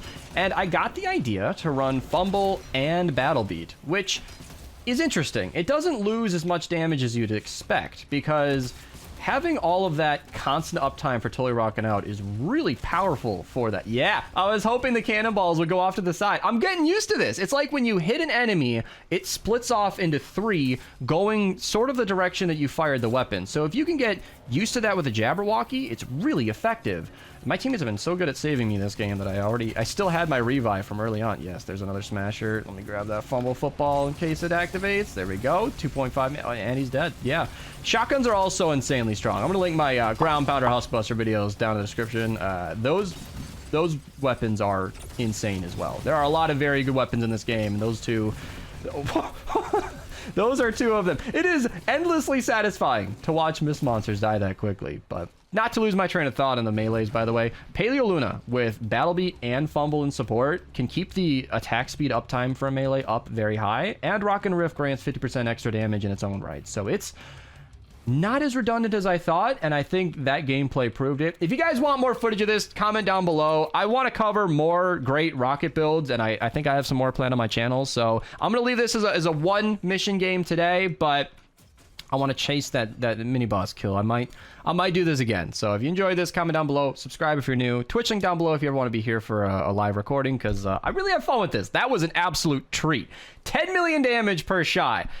Did not disappoint, I'm not shocked to say. So if you guys enjoyed, watch one of these recommended videos at the end here, and I'll see you guys later. In this video, I'm going to be showcasing 2 main loadouts on how to run the Popshot. The first one is going to be an all DPS build. This is actually the exact same build that I showed in this video, linked down below, where I was trying to show the fastest fire rate, but instead I got caught up in the fact that you could do a ton of damage if you run a crit build as well, and I accidentally found out that like a mag size reload version is better than like a damage version. It was kind of awesome. And then the second build we're going to be showing is the actual fastest fire rate. I'm going to be running this thing with mag size, and reload, and you're just gonna see a little clip on screen of how insanely strong that can be. It's really, really fun. So yeah, I'm gonna be using this build initially, but I'm gonna have to change the element. As you guys are watching this, you are in a mutant storm, so every single mission is going to be water. If you want to replicate this build, I highly recommend running nature, if of course you're running a water mission. If you're watching this in the far off future and you're not dealing with water enemies, then link to this video down below on how to set up your elements. But yeah, this is the build we're gonna be using. Buckshot wrapped in the lead for crit damage, totally rocking out because we're doing big damage. Battle beat and fumble. War cry is correct. Thank you, Twitch chat. Link down below if you guys want to join in on the fun. Shell shock for the extra 15 or 17% damage, of course. Locked and reloaded for the actual 15% because we're gonna be reloading constantly. And instead of Wukong, like I did last time, I'm thinking Swamp Knight might be a little fun. We're not gonna be at full health all the time, and extra damage versus mist monsters and bosses will be just fun. I don't know. I kind of want to try it out, see if it'll do any meaningful damage because we're also recording in a smoke screen. This is just me trying to get ahead of schedule on these videos, but I don't want to wait for better missions. So yeah, I'm going to try and shoot at enemies that are not in a smoke screen. So now, I don't know what might have survived of the recording from earlier. Maybe you never saw it, maybe I kept a few clips, but I'm re-recording the first part. So this is the loadout with the crit build, obviously, as the transition might have indicated, but in real time, as I'm recording this, you might see the timer under my name has changed significantly. The build just was not showcased well at all. In fact, it turns out a smoke screen healing death burst mission is a really terrible place for a shotgun to exist. And I fought through it, you know? I thought it'd be fine. I thought it wouldn't matter. I thought I could just lead them out of the smoke screen to be fine, but we got no mist monsters, and it was just a terrible recording all around, and I just have a higher standard for that. You know, these videos are meant to be casual. I want to just have fun, hang out with you guys, and showcase a good loadout. But if that loadout cannot be showcased in the mission that I'm running, I feel like I could do better. And because these are all live recordings, it's not really an incredibly complicated edit, I don't feel too bad just running it back. So here we are. Now, as I'm recording this after the fast reload bit, I gotta say, I'm gonna use this moment to hype up the next part of this video. That was a 7.5 second, like, shells per second reload, and it was ridiculous. This is a fast reload on its own, but it feels slow compared to what I was just using. However, the damage from this build is not to be understated. You can see, now that we're getting proper crits, it's really, really strong, and this build is actually super good. In fact, you can even see on this smasher, like, it's easy. I wasn't even done talking and the smasher's gone.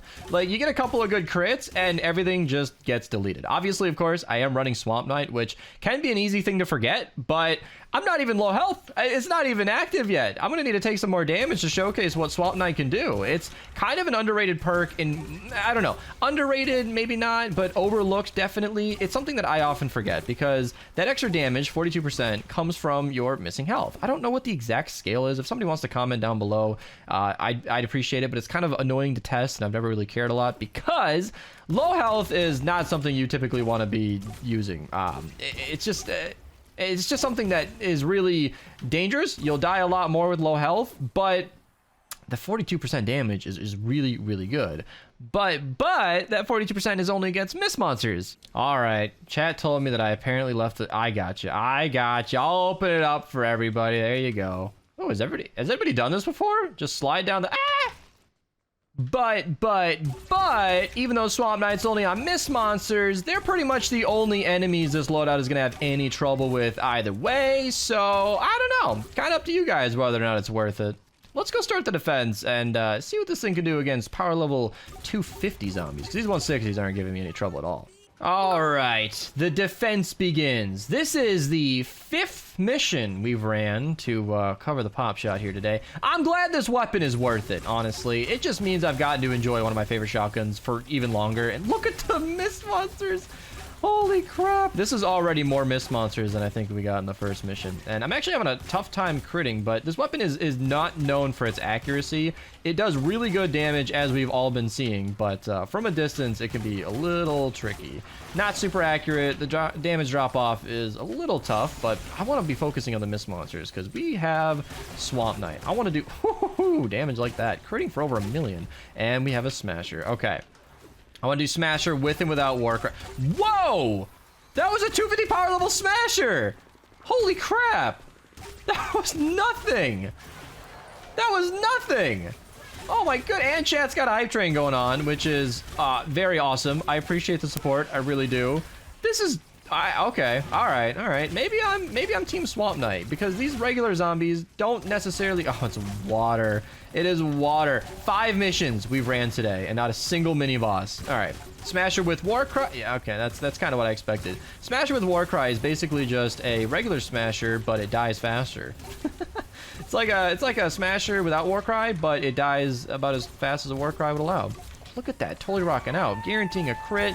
We got the Ben's Warcry going. Rev is gifting 5 subs in chat. This is always a fun time to donate because everybody in chat knows I'm recording a video right now and they are happy to immortalize their donations. And honestly, I'm happy for it. I appreciate all the support. If you guys ever want to be a part of the action, come to the stream, Twitch link down below. I always have a really good time recording these, and a lot of my decisions are made by chat. They're recommendations from chat viewers. I run my polls on chat just to get ideas for what we should do, and it's definitely a fun way to be a part of the content. So that's kind of where the party's at. You know, on YouTube, you guys get to see the edited version. You know, it's kind of cut down. You get to see all the fun parts. But on Twitch, you get all the in-between, you know? So if you ever want to watch me eat food, that's going to be what's up next for the stream viewers today as of recording. We'll be getting some pizza. Not sponsored, but it is Papa John's. And I have no opinion on pizza brands. I'm sure everybody in the comments, though, will have a very strong opinion about that. I want everybody to talk about their favorite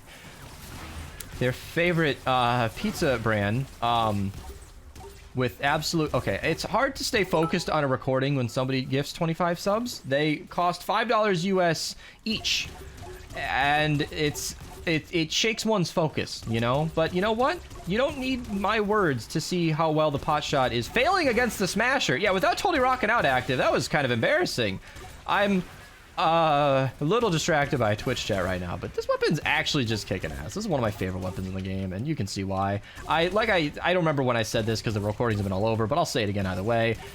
I supercharge this for obvious reasons. Actually, that's going to be the end of the video, I think. But either way, I supercharge this for obvious reasons. I think the Popshot itself is just fun. I don't remember why it got a supercharger over the Ground Pounder or the Huskbuster. All of these weapons were equally deserving. The Ground Pounder or the Huskbuster is almost like... It's got to be one of the more anticipated 160s, I think. Or at least one of the more hyped, because I never get a comment really asking for those videos, but I talk about them almost every single time I cover a shotgun video.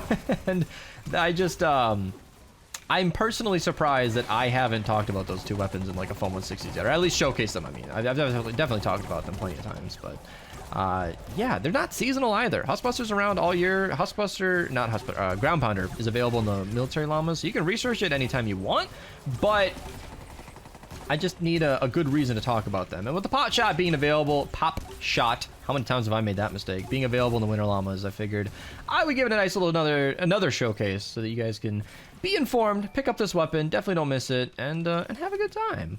All right, we're gonna move on to the fastest reload perk setup you can run with the Popshot. Double reload, double mag size. Now, the tricky thing with shotguns is that the reload time is dependent on how long it takes to reload every single shell in the weapon, which means you can swap the reload for a mag size perk to reload slightly slower, but you'll have all the shells inside of your weapon. And I do this on the Ground Pounder and the Huskbuster very often because you just don't need a reload perk. It is like 1/100 of a second slower per shell on those weapons to use a mag size perk over a reload, but it is technically faster to use a reload perk. And I did the math on the Popshot, and because it has so few shells in the magazine, like the Ground Pounder, for example, has 12 after one mag size perk. The Popshot starts with a base of 5, and after 2 magazine perks, it's still only at 12, which is off camera, I know, but still, we're reloading 12 shells over the course of 1.6 seconds, which means we are reloading every shell in 0.13 repeating seconds, which means we are reloading over 6 shells per second. It is ludicrously fast, highly not recommended, but it's definitely gonna be fun, and that's what I want to go with here today. Now I am gonna swap the build around slightly because we're not running any crit perks on this weapon at all. I do want Shrapnel Headhunter just for a consistent damage output, but I'm still gonna run Totally Rockin' Out and not Assault crit damage in support, but Buckshot Raptor. Yeah, I don't want to make that mistake again. That way we are at least getting the benefits of the big damage, and I just like this build just for recording videos either way. And I still feel like I want to take advantage of Swamp Knight here just to do some extra damage to the mist monsters. If you're wondering why my cat is on stream, it's because chat was having fun. So yeah, Twitch link down below if you guys ever want to have some fun. So we got a Smasher this time. Let's see what we can do. Not that good damage from back here, but look at the reload. Look at that reload. you can basically get right back into the fight. You reload faster than you shoot. This is unbelievably impractical. By the way, the first build I showed in this video is definitely better damage output, but reloading this fast is an absolute treat. 2 more smashers on screen at once. It must be my birthday. Warcry plus Swamp Knight buffing my damage. Not even that much. There is, remember, not a single damage perk on this entire weapon. The only damage bonus we're getting from the weapon itself is, I guess, Affliction doing damage over time, and the 20% extra damage just by it having a fire element, which is essentially unavoidable. And it's that easy. So good. This is so satisfying. I love the reload. This is the best part of the entire build, is reloading insanely fast. And even with like totally rocking out active, it was one-shotting to the head. It's actually doing decent damage from no damage perks from the weapon. That's honestly impressive. I don't know if that's a testament to the weapon, totally rocking out, both, but probably both. Ben's Warcry making us do more damage. That's how that works. Look at this thing go. It's not even like nerve-wracking to shoot it like a normal shotgun because you just reload insanely fast. Look at this. So 12 shots. I'm bringing it all the way down. All the way down. It should take less than 2 seconds. 1.6. That's ridiculous. That's so ridiculous. Oh, look, another mist monster. No totally rocking out active, but let's just see how long it fares. Yeah, it's pretty much gone. Yeah, all right, yep. This is great. This is so good. I am so satisfied with this. I want to do these guys too. All right, grab the football. Yeah, okay, all right. Just tag everything once and they all just kind of, yeah. All right, and then they're dead. Okay, we got one more survivor. Affliction does the job. So we got a big encampment, got a couple of nurses around here, a couple of shielders. I don't think it's gonna be a problem. Look at this. Look at the reload. The gimmick of the reload is so great. And the Popshot's a relatively inaccurate shotgun. So you can basically tag this entire crowd at once, making sure they're all getting affliction damage all at the same time. And it makes this incredibly easy to take care of. Just go to these footballs, get the extra damage bonus and the health. Make sure that there's still a... Oh, that's a lobber. I was going to say, is that a nurse still alive? Because these enemies are dying very comfortably. Oh, it was a nurse. It was a nurse. I didn't even notice. Oh, my goodness. This weapon. You know, the whole time I'm trying to not recommend max reload on this weapon, and it's just annihilating. At the end of that last clip, I actually looked into the camera, forgetting that my cat had taken over the entire stream. I don't know how to feel about that. You know, I guess it's understandable because the cat is adorable. You know, I can choose to be offended that the chat doesn't want to see me, but can I blame them? Can I blame them? I don't think I can. I should probably vote for this mission, but I think they're going to take care of it. Yeah, today we're doing kind of a fun thing. Every single time I record a mission, somebody in chat is coming in. So we are basically just Archer and I playing with as many viewers as I can today. I don't often do play with others on stream, but today I'm having a little bit of fun. Oh, look, another mist monster and its minions, little football on the ground, and everything just, yeah, they're dead. That's... This is so good. I honestly, maybe not, I might not have looked too closely at the Popshot. I feel like I already knew it was a great weapon, but every time I use it in a video, I am just reminded once again how insane this weapon is. Again, not a practical build, but annihilating nonetheless. This is great. I'll see you when the defense begins. Not before I bully a zombie chicken. All right, now I'll go see you. All right, this always seems... Ah! I took off my ram for some reason. This always seems to happen where I run to the defense and then I find a smasher that somehow survived. There's so many smashers on this map, but I'm gonna work hard to reduce the population for all of them. All right, the defense begins. I hope for many smashers. Oh, lobbers are good too. I don't like lobbers at all. Removing their existence is so satisfying. That's part of my best work. Oh my god. This is actually really weak. This weapon. So, editing Beast would have already told you, but recording Beast answered a question on stream that led him to finding out that it is a 7.5 shells per second reload speed. Oh god, oh, the humanity. I knew this would happen. I knew this would happen. And in fact, for those who might not know what's going on in this mission, let me just show you a few things, all right? Let me just show you our defense. Let me just observe. We got this going on. Okay. And we got that going on. Yeah. Archer, who put these anti-air traps down? I don't know. It wasn't me, though. I'm breaking them. Am I just gonna have to scrap this recording? I had like 5 anti-airs and then they multiplied them. Yeah, I saw them before we started. It looked good, but this is unplayable. Guys, you know you can't put anti-airs over drop traps. Why? Kinda glitchy. I don't even know.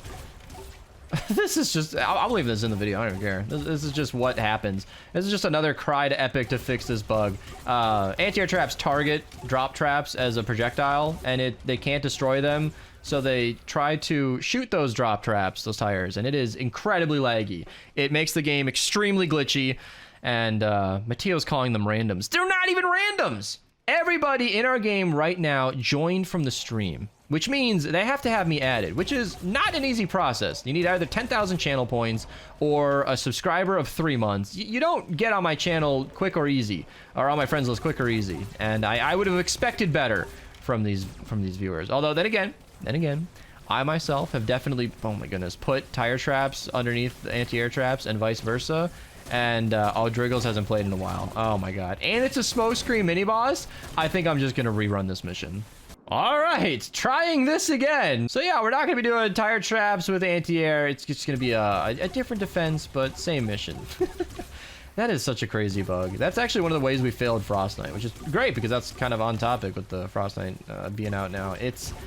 Yeah, we actually had a failed run. For those who don't know, I've been posting all the Frost Knight runs on my channel. Every single week, we'll be doing all the different modifiers at power level 128. And one of them, we failed. I think the first time I failed Frost Knight, I don't know if that made it on the channel. First time I failed in a while, it came back a couple years ago. And I think it was because it was me. I was doing the exact same thing where I put a bunch of anti-air traps just up above. And I had no idea that tire traps were underneath. And we failed that mission hard. And it didn't even feel like a real failure. Just the game became glitchy and laggy like you saw before, and there's no way out of it. So, yeah, we're trying this mission again, and the smashers are just being awful. I'm glad that anti-air or that ceiling electric field got destroyed because I put a few out. Oh my god, it's another smokescreen smasher. That's so sad, but look at this reload speed. This is so beautiful. This is so great.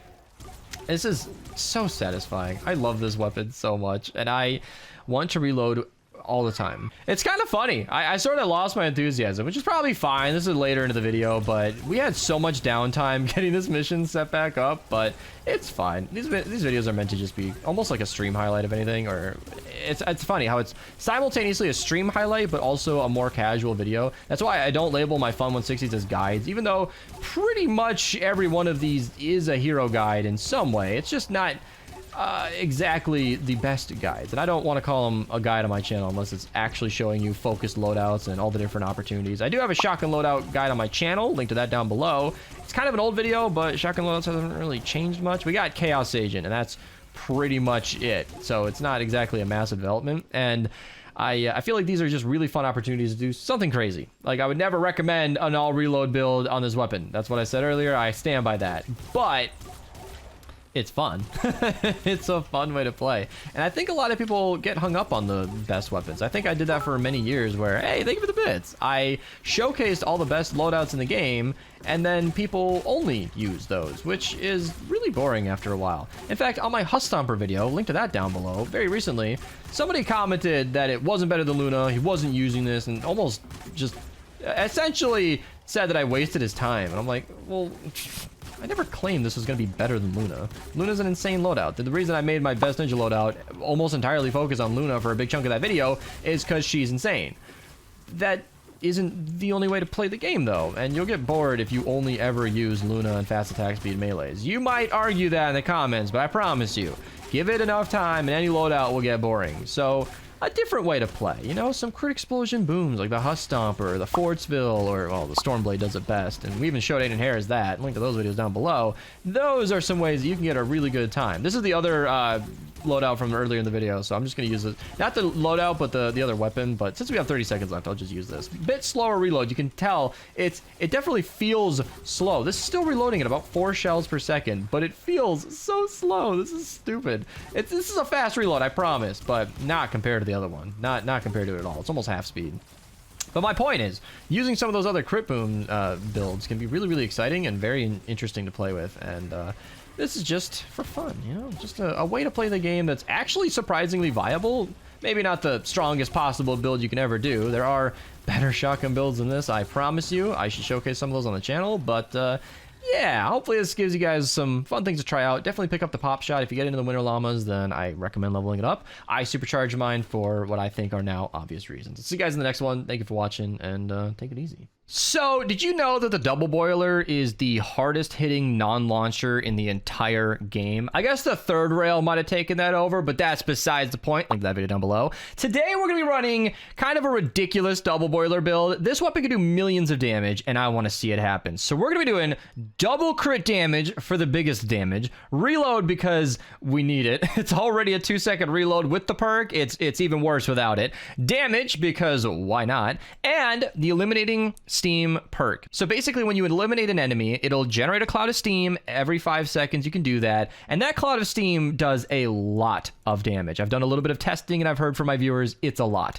So we're going to be running Buckshot Raptor, totally rocking out, Battle Beat. Wafers is essential on this build because you need to have totally rocking out active if you don't have crit rating. Shell Shock, of course. Survivalist because a little bit of health is why not. And Locked and Reloaded because we'll be reloading all the time. This is the same build I used in my room sweeper video. Link to that down below. You guys can check that out if you guys want a much faster firing shotgun, but I'm personally curious. Yeah, 545% crit damage. Doesn't sound like much, but on a weapon like this, it's gonna hit like a truck. You know, I didn't plan to record the setup part of this video, but I am just one-shotting everything. The tables, the chairs. If you're looking to get wafers and you can find a kitchen like this is the place to be. 25 wafers is more than I thought I would need, but god dang, I am just loaded up. All right, teammates over here getting bullied by a mist monster. Let's see if we can one-shot it. It's already weak, but I'm pretty confident. Oh, I missed because I'm trash. Oh, and it's gone. Just 2 million damage. Oh my lord. Now, this weapon shoots in a slug. I didn't know that for the longest time, actually. So it's kind of important to make sure your aim is sort of on, and there you go. 2.5 million damage with no setup. Just eat a wafer and shoot it in the face, and you're good to go. This is an insanely strong weapon. I want to get something bigger. Oh, yes. Oh, yes. This is what I'm looking for. Not you. You. Oh, okay, he glitched. I thought we killed it so hard he disappeared. I almost wish, I do wish we had one-shotted him and that's actually what happened. We killed him so hard he stopped existing. Holy crap. That took me by surprise. I didn't expect him to stop existing, but this is that cloud of steam, by the way. It's invisible. It's been bugged for a really long time. You can see just how much damage it does. That cloud of steam does a ridiculous amount. You can see it just annihilating. It's annihilating. It's invisible on my graphic settings, but super, super powerful. If they ever fix that glitch where you can't see the steam, it'll be a lot more useful to lead enemies into it. But if you can remember generally where it was, you'll have a pretty good time. I know that you can like raise your settings to make it more visible, but that might performance tanks, and I'd rather an invisible cloud of steam than crappy performance. Here's a good example of that cloud of steam once again. Just kill one enemy and anything in range of that steam just dies. So hopefully these enemies will walk into it and you can kind of see how that goes. Yeah, it looks like the steam went away, but the 5-second cooldown should be just about up. Maybe not. Yeah, it's kind of a guessing game, but yeah, I think once we get some tunnels set up, that'll really shine as something really strong. You know, it's nice to not use a weapon that's reliant on headshots because... Really? Oh, there we go. There we go. Oh, there's that cloud of steam coming in play. I can just stand over here and loot them, and then anything that follows me will just die. Oh, there's another one. That cloud of steam is really carrying a lot of damage. That's why I emphasized that 6 perk so much earlier. You know, I don't usually record the bomb send, but this is another instance where that cloud of steam can just lock down a whole location. Just sort of take out a big target, and then everything that walks into the steam just dies. It's super easy. Barely an inconvenience. Look at that. Anything that follows is just immediately dead on impact. It's an invisible cloud, but everything dies. So, yeah, if I hadn't died and I could re-enable that, you can really lock down an entire tunnel with that. It seems like the steam only occurs every 5 seconds, but it lasts at least 5 seconds, I think. And so... you can get a pretty... oh, that was a bad shot. You can get a pretty consistent damage output and really, really rely on it. So there you go. Nice little 6 perk being useful. I'm not even eating a wafer. I'm being lazy right now. Lazy. Because, you know, I gotta save my wafers for some reason. I don't know. I don't know what I'm doing. You know, I was setting up the defense, but apparently my teammates are getting bullied by a smasher. Don't worry, I'll swoop into... wow, that was a 250 power level. Oh, it was a 250 power level. Holy crap. If you count the smoke damage, the steam damage, which I think you should, that was basically all those enemies in 3 shots. Damn, this weapon is strong. This is actually really fun to use. I've been on a break from recording videos for a while, and this is one of the things I really miss. You know, like, I needed that break. I burned out hard. I don't know how many people were subscribed and watching in the November and December area, but I was uploading pretty much daily for like a month and a half straight. I posted between the daily videos and the Fun 160s, I think I posted 70 videos a month for like 2 months straight, and that was a bit more than is comfortable for me. Even though these videos are relatively easy to make, they are also very mentally draining. So I took a big break that was much needed, and I miss it. I miss just booming enemies with weapons like this, and I'm happy to be back, at least in some capacity. I don't know if this is some grand return. Videos might be a little slow, but I love it. I love it. This weapon is so accurate at certain distances and so satisfying to use that I'm just, I'm ready to start the mission. I'm actually gonna go do that right now. Let's just go right into it. Let's get her going. My teammates are obviously ready. I got tunnels set up just so that I can take advantage of that steam perk. This is my tunnel right here. Floor freeze facing backwards like this. All should be pushing back in that direction. And then I should be able to hit anything with a cloud of steam and just lock down this entire tunnel. This should be my tunnel. Between the gas and the traps and everything, should be easy to lock down. Of course, they're completely ignoring it, so there we go. Gotta come in here, actually protect against the nurse. Easy one-hit KO, knocking him out. A little tough when I can't see the thing, but you can look at that. You could just easily pick out all of the nurses, wait for the traps to take out the shielder, or not. Okay, and wow, was that the knockback, or was that a teammate? I think that was me. Like, obviously the knockback on this weapon is insane, but like, whoa. My teammates are obviously knocking down the side that I'm not on. And then I said I would be on that tunnel, and then I'm just not. I'm just clipping everything that I possibly can. The range on this weapon is a little iffy, and I'm not using my wafers as I should be, but I think my traps are keeping Totally Rockin' Out active enough, so I'm not terribly concerned, but you know, it's just a lot of stuff to keep on top of. You know, Totally Rockin' Out, I feel like they really make you work for that damage. Please be a mini boss that I can impact. Please. Ah, it's water. Man, I just need to start building multiple copies. This also happened in the room sweeper video. I honestly don't remember if I plugged it or not. It's down below either way. But like, there's that cloud of steam. There's that cloud of steam. Invisible as always, but super strong. The cloud of steam almost seems to hit for like as much as the weapon itself. That is... Woohoo! Nice shot, beast. Almost as much as the damage as the weapon itself, and that is really satisfying. Really satisfying indeed. Yeah, I said I locked out this tunnel and I haven't even been over here, but honestly, this tunnel is really well made. Just because this is the weapon, this is the exact same tunnel I showed off in my Beast Tunnels video. It's tried and true. I mean, floor freeze, broadside, gas trap, facing the objective, so nothing's trying to go around the edge of the walls. It'll just kill everything. So, yeah. Very, very tried and true tunnel. And I like to use this occasionally because I feel like a lot of people forget that gas traps are great. They got nerfed a couple times. They don't do affliction. They do less damage than they used to back in the day, but they're still super strong. That's why they got nerfed as heavily as they did. So I like to use it just to remind people. And I was hoping I would get one hit there that would trigger the cloud of steam, and I was correct. It did. I think Totally Rockin' Out activated as soon as I ate that wafer, but yeah, Cloud of Steam is so good. You know, I got so many commenters. You know who you are. You know who you are. There are a lot of people who have been really bugging me for this video, telling me how much damage the Cloud of Steam did, and I believed them, but I have so many videos and other things going on in my life that I can't always do a video suggestion right away. So if you guys ever suggest something and you don't see the video for months and months, please be nice to me. There are a lot of videos on my list that I want to do that even I don't do right away, and sometimes I'll get to it right away. But I believe you. Like, this is obviously just 2.5 million, 2.5 million, 2.5 million. If you can aim for the head, which apparently I can do today, it does so much more. Like, what's the headshot multiplier on this weapon? Yeah, 468,000 instead of 311. So it's not like a 2x multiplier. It might be about 1.5. 1.5 more damage. So 50% more, basically, on top of your regular damage. It's just happening if you aim for the head. And, of course, critting is always great. So just so much damage coming out of this. Did I mention early on in the video that it is, of course, the hardest hitting non-launcher in the game?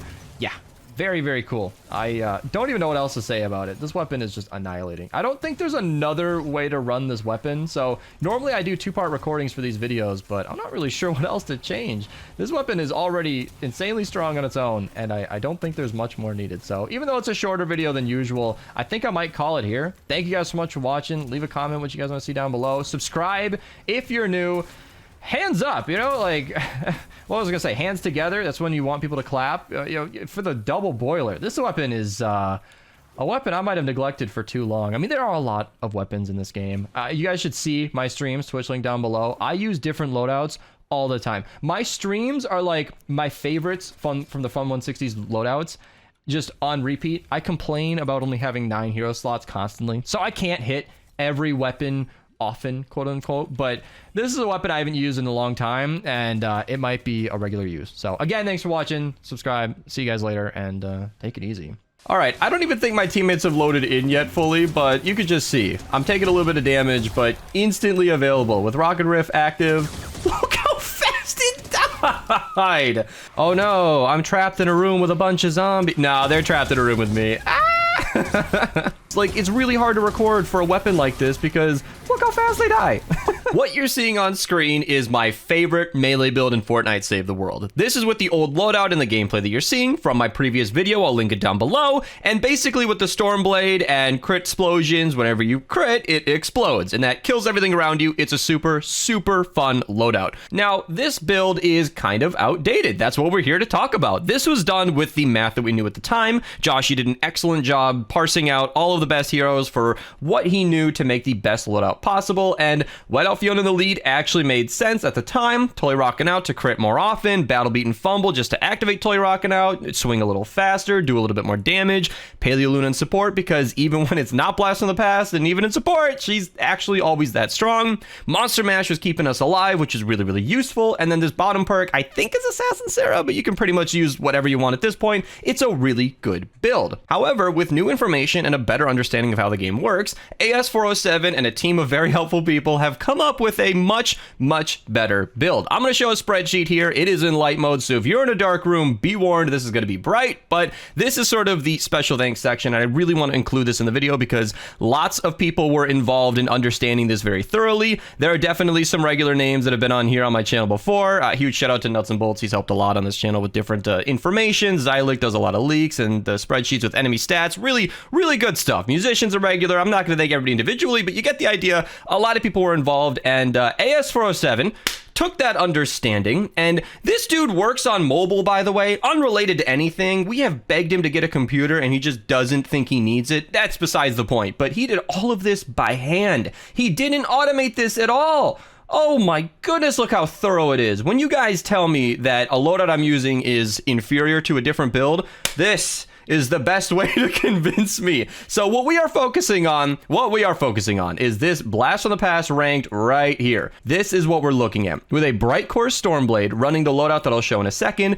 we are doing 1.5 million damage per second to a single target. Now that's with an explosion, which is obviously affecting other targets, doing tons of damage to tons of crowds all at the same time, and there's a lot going on there that I am absolutely going to explain thoroughly. If you guys don't want any more math, enough of this beast, just show me the build. I trust you, it's good. Timestamps are on this video so you can skip ahead just to the gameplay where we start the actual match, but I'm gonna get into the weeds right now. So Bright Core is very important because we are taking advantage of Paleo Luna. She makes it so that she adds 9% of your current health to your melee damage. My precise health varies with who's in my team when I'm recording my videos, but typically with a Blast from the Past build tripling your health and a full team with high level teammates, you're typically in the neighborhood of about 1.4 or more million health. That means Paleo Luna is adding more than 100,000 damage to every single swing, which means with Bright Core swinging 10% faster than Sunbeam, if you guys didn't know, you're just doing 10% more, you know, it's tens of thousands of extra damage per second, and this is the copy of the weapon we're using.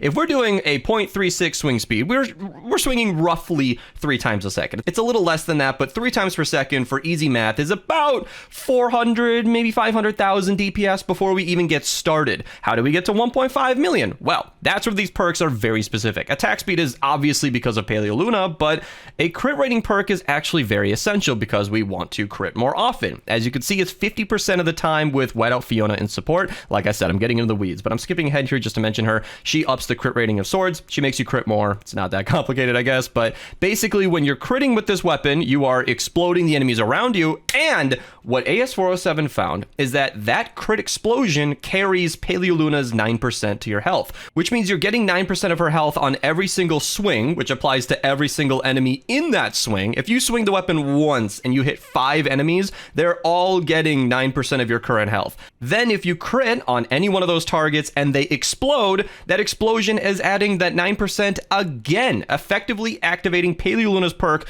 twice per target, which is an explosion, which could hit every enemy at once. If you swing through a crowd of 5 targets and you crit on one of them, you're effectively hitting each of them with a normal swing, 9% of Paleoluna on top of them, the explosion is doing its damage, and 9% of your health is being applied again on top of the explosion. We're hitting all 5 enemies 4 different times in one swing, which is happening basically 3 times a second, but it gets better. I talked to AS407 before I recorded this. I wanted to make sure that everything was correct. He added a little bit of information, just a tidbit on top. That explosion, if the enemy has a high enough health, apparently applies her bonus twice, so you're adding another bonus of your 9% health to each of those individual targets. So it's kind of insane. And I'm just disregarding the fact that when you are swinging through a crowd of enemies, they each have their individual chance to crit. So in my example that I was spelling out for explanatory purposes, I'm only critting on like the first target, but if you swing through a crowd and you crit on 2 or 3 of those targets, just you know, that satisfying chunk of an explosion. It's super satisfying. I know a lot of my gameplay is being shown without the audio, but maybe we can unmute it for a second just to enjoy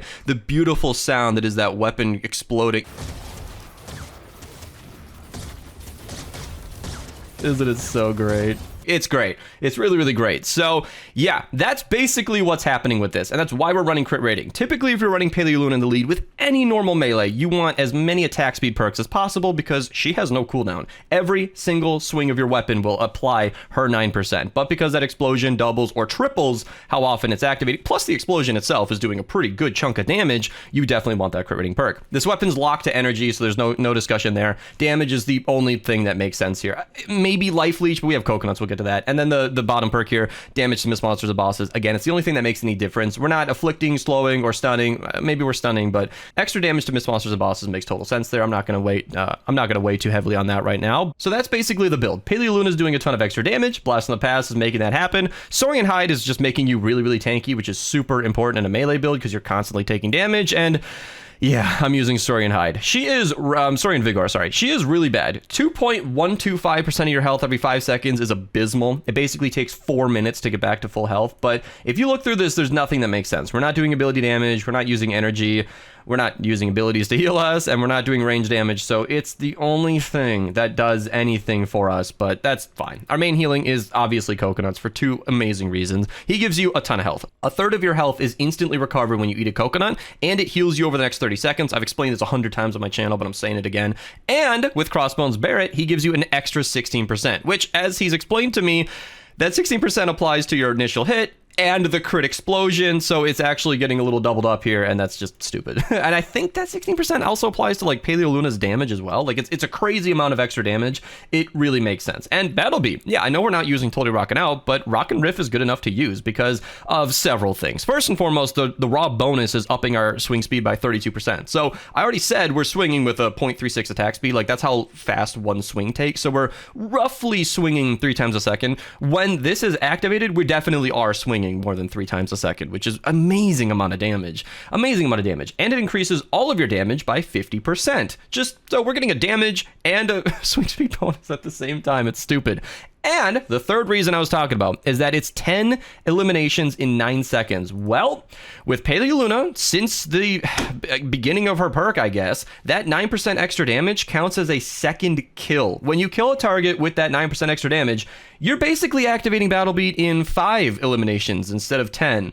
I don't know why. I only mention this because it's been a bug for years and years, and might as well share it with the world because that's just how that works. If it does get patched eventually, 10 kills is totally easy with this build, as you've probably been seeing from plenty of gameplay. It's a lot. So yeah, crazy long intro, lots to go over. It's a really, really strong build, and it is roughly 50% stronger than the previous one. I like that number, so that'll be in the title and thumbnail. Suffice it to say, it's a lot stronger. And one thing that's insanely important is that Paleoluna is immediately active. What I never liked about the old build is we were using fumble, so you had to really take advantage of Whiteout Fiona because Totally Rockin' Out wasn't active. You had to get some normal kills and hope for a fumble football or activate Battle Beat, and it took a little bit of time to set up. Your single target damage versus a smasher was terrible. With Paleoluna, so long as your health is up, she's just instantly ready, and 50% on top of that, which is just crazy. Coconuts will keep you alive during the fight, and I'm going to flashbang you again just to show you. My previous build was slightly weaker than this, but the strongest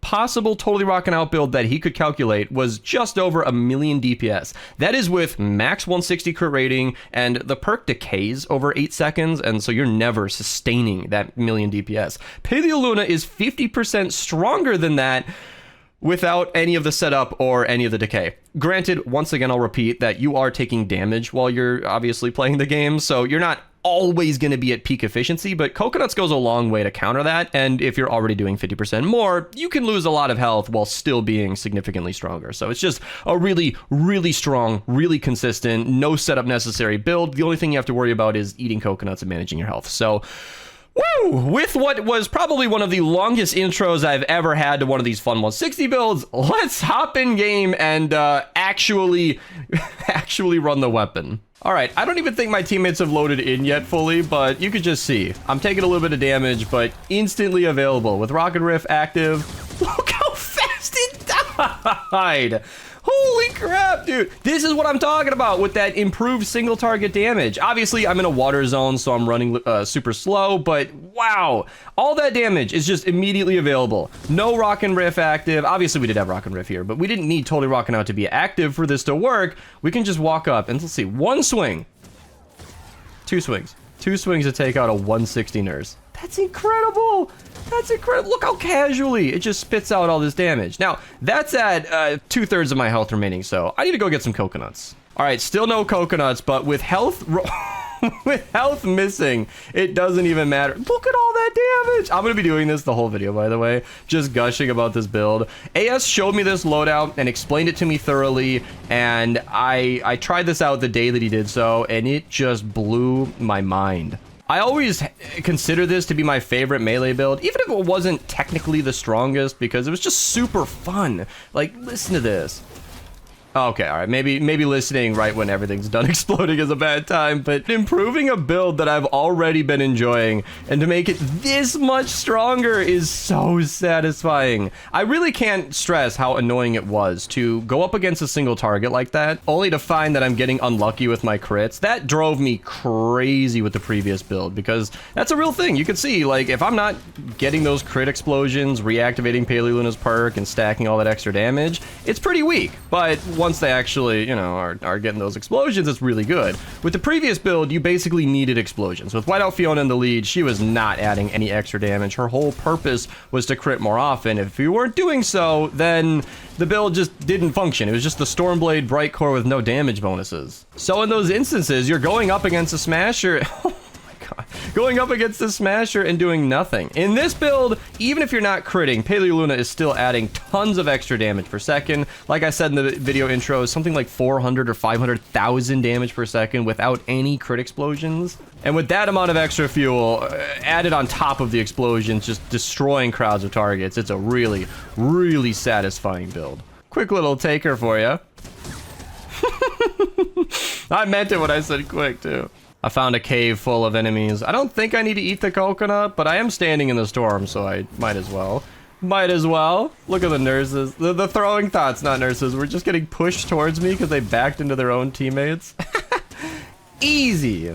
So bullying power level 160 enemies is like super easy, and I feel like we had gotten the point, but since I couldn't find an encampment, I started bringing all these enemies over. But since I found an encampment, now we have this huge crowd of enemies to deal with. So let's see here. Let's bust out this wood pile right here. There we go. Start on the basic enemies. A little unlucky with the crits, but as you can see, once the ball's rolling, it's just easy, easy, easy. Then the encampment's gonna spawn in. I'm gonna eat a coconut just preemptively. Everything's gonna run to me, and frame rate bug is currently available in the game. That's not you guys. That's not even me. That's just Fortnite being what it is. Look at all that. Oh, it's so beautiful. Oh, come on, come here. You know, it's really frustrating to be recording this in a water zone. Walking slower is a huge annoyance, but that's just kind of the thing with running melees. Sometimes that's just kind of how it goes, and it's also why I have the Xenon bow on hand. That way I can just snipe an enemy if I need to. Thank you, teammate, pointing out a large encampment. So even if it's like Riot Huskies and Shielders, I don't even think I'm... Okay, nurses, I'm so happy. Beautiful. Get to just watch everything die with low frame rate. Thank you, Fortnite. Oh my god. It's easy mode. It's easy. Oh my goodness. Everything just dies. Except for this one baby that just didn't get the memo that we were trying to kill them all. Oh, thank you. Thank you for the encampment. Oh no, I'm trapped in a room with a bunch of zombies. No, they're trapped in a room with me. Ah! Sometimes a Xenon bow is just a better solution. You know, when they back up and you're running a melee, I don't even care. All right, we are here at Fort Phoenix with a very, very strange build, and you can see Battle Beat's already active. I put down a few electric fields out here just to get her perk active more often. Swinging quicker and doing more damage is going to be great. I've only got 10 coconuts, which should be enough, but oh my god. Oh my goodness. You know, one of my teammates asked me if they should run Boom Base, and I said no, because I wanted to show this build sort of how it normally is without a teammate boosting it, but that's totally a thing you could do. If you have a teammate that's running Constructor already, Boom Base would just honestly help. You'd crit more often, do more damage, but as you can see, it's not even necessary. This is just beautiful. Is that a smasher in here? Yeah. So our newfound single target damage should be greatly improved, and I did not play that well at all. I should have absolutely jumped, but look at that. Look at that damage. You'll see the coconut again, active for 30 seconds. Archer's out here trying to make a build work, but it's totally fine. This is just gonna take care of it easily. So that's a great showcase of exactly what I was talking about, where Paleoluna seems to be activating multiple times with this perk. And something I didn't mention earlier in the video, I guess I can say it now, is that we are not running a crit damage on this weapon. Like, obviously we're trying to crit more often and do big crit explosions. What's going on? Well, the actual explosion when you crit with this weapon can't crit itself. So you crit with the weapon and you activate the explosion, but the explosion doesn't take any of that crit damage. So it just doesn't do more. And I did the math on Paleoluna, and she is functionally like a crit damage perk on her own. If she's applying to your crit explosion, she's basically like 2 crit damage perks with how much she's adding, which is insane. So yeah, we kind of have our crit damage built in with Paleoluna, and I just think that's great. I think that's great. All right, this is a beautiful moment. So this is gonna be for the intro of the video. Let's just enjoy the sounds of this weapon. Oh, bad moment, bad moment. Here we go. Isn't it so great? So this is actually a great example of why you don't want to record this in an exploding death bomb mission. Coconuts are great. Oh, we have chrome husks right now, so some of these aren't going to die. You need to kill them with water or fire, but I'm not using either. So bad timing for recording this video during the Blockbuster quest. I have not finished my quest line, obviously. The Magnets quest on page 9 is what you have to complete, and everybody in the party needs to have completed if you want to have no chrome husks, but whatever. I mean, I'll just kill them over and over. I don't mind watching them fall on the ground to the power of this build. All right, nice little choke point. Teammates are using chain lightning, which is also very, very strong. Vacuum tube weapons are very, very good. Here's a video, link down below if you guys want to see just how good they can be. In my current recording of the game, they don't work as well as they should, but I won't worry about that because that's just not what we're showcasing today. So this is, again, all right, so Paleoluna's obviously adding on top. She's functioning as a couple of crit damage perks, and that explosion is attacking every single enemy in the vicinity. Every single enemy. So crowds, like, it's really hard to record for a weapon like this because look how fast they die. I want to show you guys, like, the crunchiest, most satisfying crit explosion, that's what we call them, crit explosion, that we can. But then everything around me is just dead in no time. So yeah, this is a really weird build, Phoenix. I did not think this would actually work. Chrome Husks, by the way, they have a ridiculous amount of health. They're comparable to Smashers, and they're going down with ease. They're not staying dead because I'm using the wrong element still, but yeah, that's just how strong this build can be. Obviously, we've seen that, but I don't care. This whole video is just gonna be a beautiful showcase. Oh no, a bunch of basic targets. Whatever will I do? I love that about melees. So every single melee in the game has built-in crowd clearing because as you swing the arc of your weapon, it can hit lots of enemies at once. So every swing is hitting multiple targets, and in this instance, it's triggering multiple cases where it could potentially explode. And as you can just see, that explosion removes the beehives, which is really, really satisfying. All right, here we go. So we're losing a ton of damage. Need to eat 2 coconuts. I am running low. I understand that. I could have absolutely prepped better with my coconut supply, but I figured I could throw down a healing pad or something if I needed it, and that would be okay. But yeah, you're just hitting multiple enemies all at the same time, clearing the beehives, keeping you alive. I previously enjoyed Arlene Iza in the last loadout. The reason that we can't use her in this one, I didn't explain it earlier, is that we are focusing on attack speed and Paleoluna being awesome. So because of that, we are just not doing that much damage with the specific weapon itself. Previously, when we were specifically running Totally Rockin' Out, making the weapon crit, that made a lot more sense. Arlene Iza could keep us alive, but coconuts, especially with their added damage bonus, is unfortunately, it's just the superior version. I, of course, say unfortunately because coconuts are kind of annoying to get. You can see in this instance, I'm running low on coconuts because I'm standing in beehives and taking tons of damage from the storm and the enemies around me, but yeah, you might not always prep enough coconuts, or you don't want to, or you get unlucky when you're trying to collect them. Like you searched for 10 minutes straight, but couldn't get enough coconuts. And as I've played this game for more and more time, I have gotten less patient with coconuts. I've praised coconuts in many videos, and I will continue to do so because coconuts are amazing. But yeah. All right, what kind of mini boss do we have here? Ooh, we actually have a mini boss where I can do something. So knockback is a problem. It doesn't seem like anybody's running slow field. Single target damage on this build is good. I think we've explained that much, but it's not perfect, and you can see that it's not doing too much. It's a Husky Husk, so it's not like it's the weakest mini boss ever, but I would probably be a lot better off if I just pulled out a pot shot. Link to the best perks down below. I'm gonna do that right now, actually, because as much as I am showcasing this weapon, let's not ignore the fact that versus a water mini boss, easy pot shot damage is just the best way to go. It's boring. You guys knew the answer already, but like, look at that. No matter how strong this melee build is, yeah, squeezing out a couple million damage with no setup whatsoever. Not even running Totally Rockin' Out, by the way. You just can't beat that. Now, I probably had Rockin' Riff active, doing more single target damage. I'm sorry, more damage overall, but yeah, that's just how good the pot shot is. Now, if you don't want to spend rocket ammo, the Huskbuster is a great other option. I always recommend the Huskbuster because it's a really, really good shotgun that's base game available. Scavenger, so it's super cheap to operate, and you don't have to worry about crafting it. Did my swings just do no damage there? Yeah, so I mentioned the vacuum tube bug earlier, and that's prevalent in a lot of different weapons in this game right now. Sometimes you'll swing and you'll attack a target and you'll just do 0 damage. That's just it's the current version of the game. That might be fixed by the time this video goes live. I couldn't possibly know that, but yeah, it's just kind of how that goes. So you can see sometimes I'm just doing no damage. So consider everything you've seen so far and just know that this weapon should be doing better than it is. It seems like the bug has just started taking place recently here, and it looks like my copy's about to break. So yeah, I think we've shown what we need to, though. I might record a second part to this because I know this video is really long already, but I think we've gotten the point across. I think I'm gonna call it here. This loadout's awesome. It is my favorite melee build, improved even further. Thank you so much to AS407 for doing all that math. He did a ridiculous amount of math. I don't think people need to make a spreadsheet just to convince me on every loadout, but if you're gonna go to that effort, it is highly appreciated, especially when it's something like this, where this is a build that is enormously fun to use. You know, I've said it earlier, like, it's not the strongest melee build. I'm pretty sure the Ravager has that title, but it doesn't matter. Like, when you're critting and exploding on so many different targets, like, I have the 1 million DPS in my brain, but as shown, that 1.5 million can apply to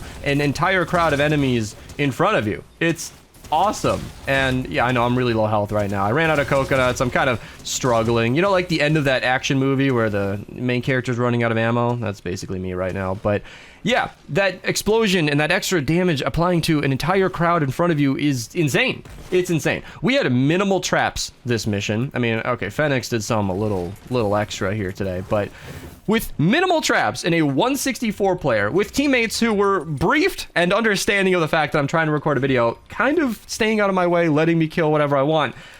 That's how strong this build is. You could probably use 4 people, this build, and plenty of coconuts, and maybe not even use traps. It's that strong. So yeah, there's my new favorite loadout. Thank you guys for watching. Definitely give it a try. Tell me what you think. Thank you again to AOS407. Yeah, subscribe if you're new, like the video, check out one of these recommended at the end here, and I'll see you in the next one. Today, we're going to be featuring another amazing melee loadout from AS407. If you didn't catch my Ravager one-shotting Smashers video, you should absolutely check it out. There is a lot of carnage in that video. And I told him, if that build is as amazing as you say it is, I will try the Earsplitter. You see, the Earsplitter and I have a complicated history. For years, people have been telling me it's amazing. But the only thing I'd ever heard anybody praise was the heavy attack. They're like, oh man, you pulse out so much damage and you one-shot everything. And I'm like, yeah, but you're a sitting duck and then one blast kills you. And they're like, oh no, it's amazing for farming. And I'm like, no, it's not. It's not good. Every time I ever used the Earsplitter, it was really disappointing. It's kind of like a budget war cry, I'll give it that, but he sent me this build. Basically, you run double crit damage, double attack speed, and with this loadout slightly tweaked, you can see it on the right, you are going to be hitting for a lot of damage. We are not using the heavy attack in this build. Granted, versus a mini boss, or if you just want to buff your teammates, you can use the heavy attack. If you're at a choke point, you can just pulse out a bunch of damage and kill them that way. It's perfectly fine. But the idea for this build is that you pop a wafer, then you have double crit damage and double attack speed to attack very, very quickly with Lotus Assassin. That's for founders, but this is Assassin Sarah, same exact hero, base game, very easily accessible hero that anybody can have. She buffs your damage up to 90%. Then you've got a couple of support perks that I put in here instead of Eddie and Ken in his build. Now, we are going to be recording an Exploding Death Bombs mission today. That's not my favorite mission to record in, but Prehistoric Iza will help a lot with that, and Monster Smash will help us keep our health up. See, the thing with Iza is that when you're getting attacked in a melee loadout especially, you're mostly not going to have shield. Even with the Earsplitter making enemies dance, keeping you pretty safe, you're probably not going to have shield very often. I might be wrong about that, but I'm at least going to go with this just to protect from the Death Bomb. And then Paleo Luna, who is just awesome in every build. Even totally rocking out without Blast in the Past, she is awesome to have. She's also really good in the lead for this loadout, but yeah, I already kind of showed the perks, but I'll go over it once again. Nature, because of the mission that we're going in, I might actually tweak that. Let's find out together, actually. We're going to be running this mission right here. Okay, so we're going to need it to be a water copy. I don't want to keep changing this, so I'm going to level up a second copy. Yeah, it's actually amazing. He made me go from hating this weapon, not hating, it's not that dramatic, but he made me go from greatly disliking this weapon to leveling up a second copy and core reperking in one day. You know, hey, that's the power of testing out weird stuff and sending me a good loadout. If you guys have a good loadout and you want to send me the math and explain why it works, I'll totally use it. Also, fun fact, keep a controller on your desk just to upgrade stuff faster. It's way quicker than PC, mouse, and keyboard. All right, we got that set up. Let's do double crit damage, double attack speed. That's the plan. And then we are in a fire mission. Okay, just wanted to triple check. And we are ready to go. Okay, edit. All of that was for no reason. I don't know why I was on the Cat 4. We actually need to retrieve the data, so the nature copy I already had was perfectly good. But now I've got another one for later. Woo! I'm probably gonna have 3 of those copies in the end anyway. Honestly, this build is super good. All right, first crowd of enemies. Just watch how quickly they go down. Eat a wafer, kill the nurse in one hit, and absolutely everything dies. Oh no, I'm getting swarmed by enemies. Whatever will I do? This is what's also amazing about this build. So with the dancing effect, you just make all the enemies start dancing. They stop attacking you right away. It's fantastic. All right, I've gone and attracted a large horde of enemies just to give myself a bit of a challenge here. Let's see what this loadout can do. So we're making all the enemies dance. They stop attacking me right away. Makes it super easy to stay alive. Arlene Iza damage is more than enough to counteract the storm. The death bomb can't do anything because of prehistoric Iza. And we basically somehow killed the encampment without the starting enemies. I don't even know how we did that. We even got some more enemies over here. Let's go ahead, pop a wafer. Again, everything starts dancing. That is one of my favorite parts of this entire build. You're basically invincible because with them all dancing there, they just stop attacking you. It's beautiful. All right, the defense begins. Let's enjoy the carnage that is this weapon. So I know that we got a ton of electric fields around here. That's mostly to activate Battle Beat and just keep it going, but you can see It's awesome. I wonder how much that death bomb actually does. Yeah, Arleniza helps a lot. I'm standing in beehives with death bomb underneath me, and she's just keeping me alive. That extra 33 armor really goes a long way. It's a little complicated how armor works, but you're basically taking a third of the damage less. It's super nice. All right, we got some bigger targets here. So this build is only critting for upwards of 900,000 or so. It's pretty good. You are attacking a couple times a second, 0.44 I think without Rock and Rip active. So it's decent. It's decent.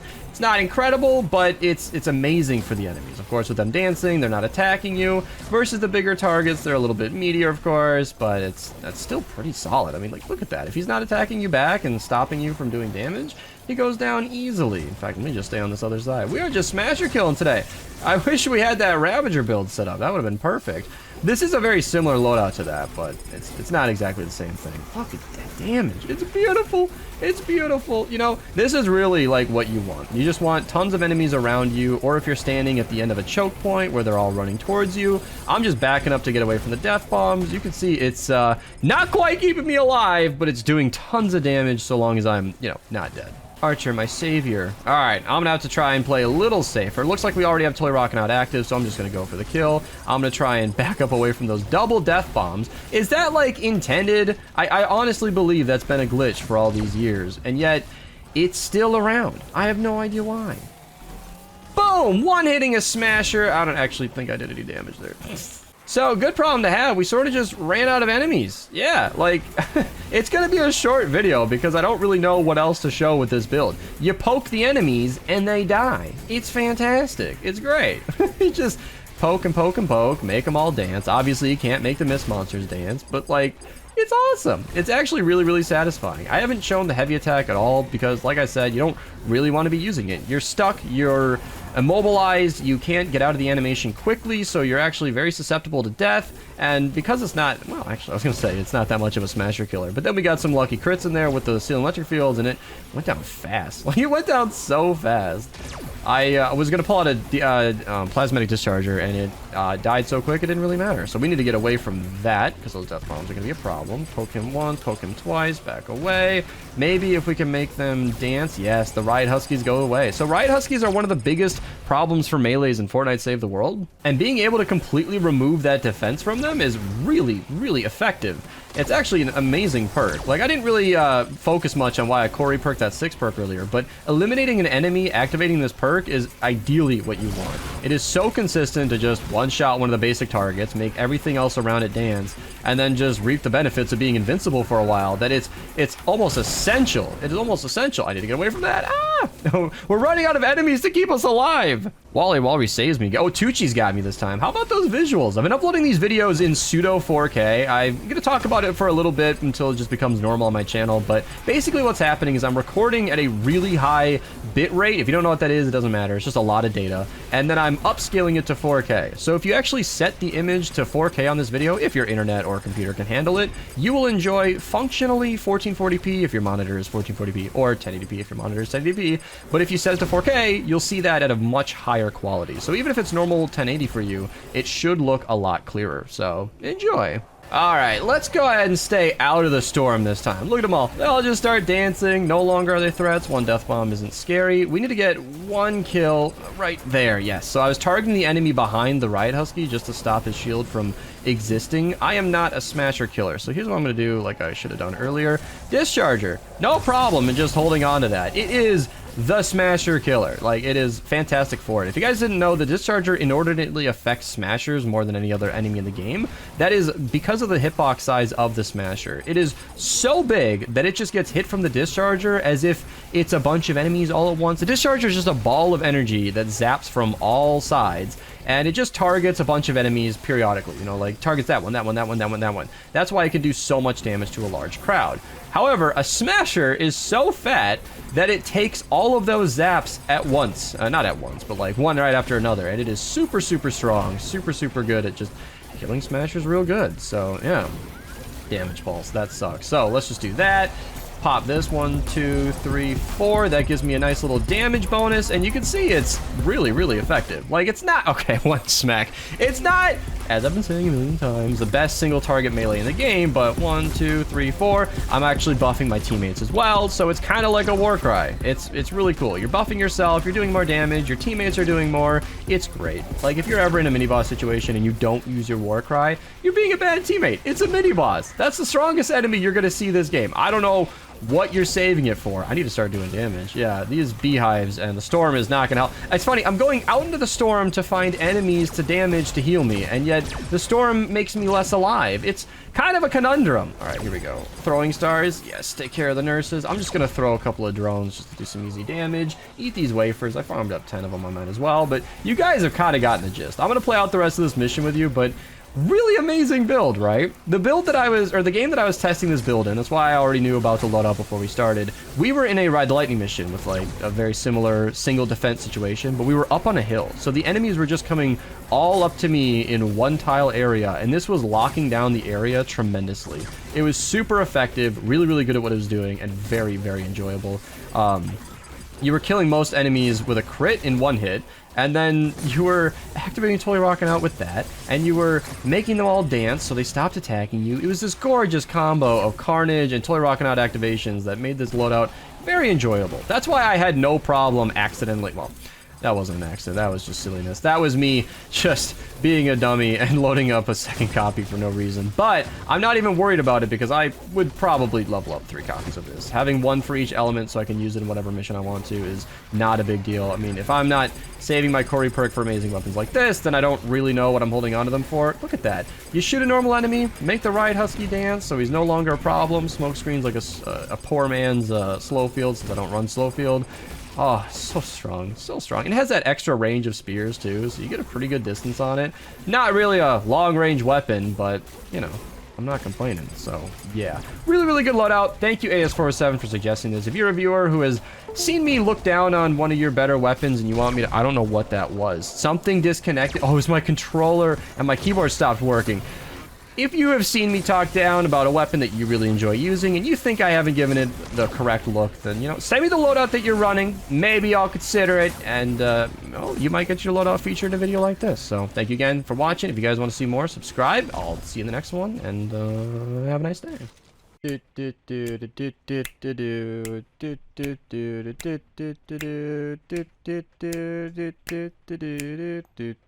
And then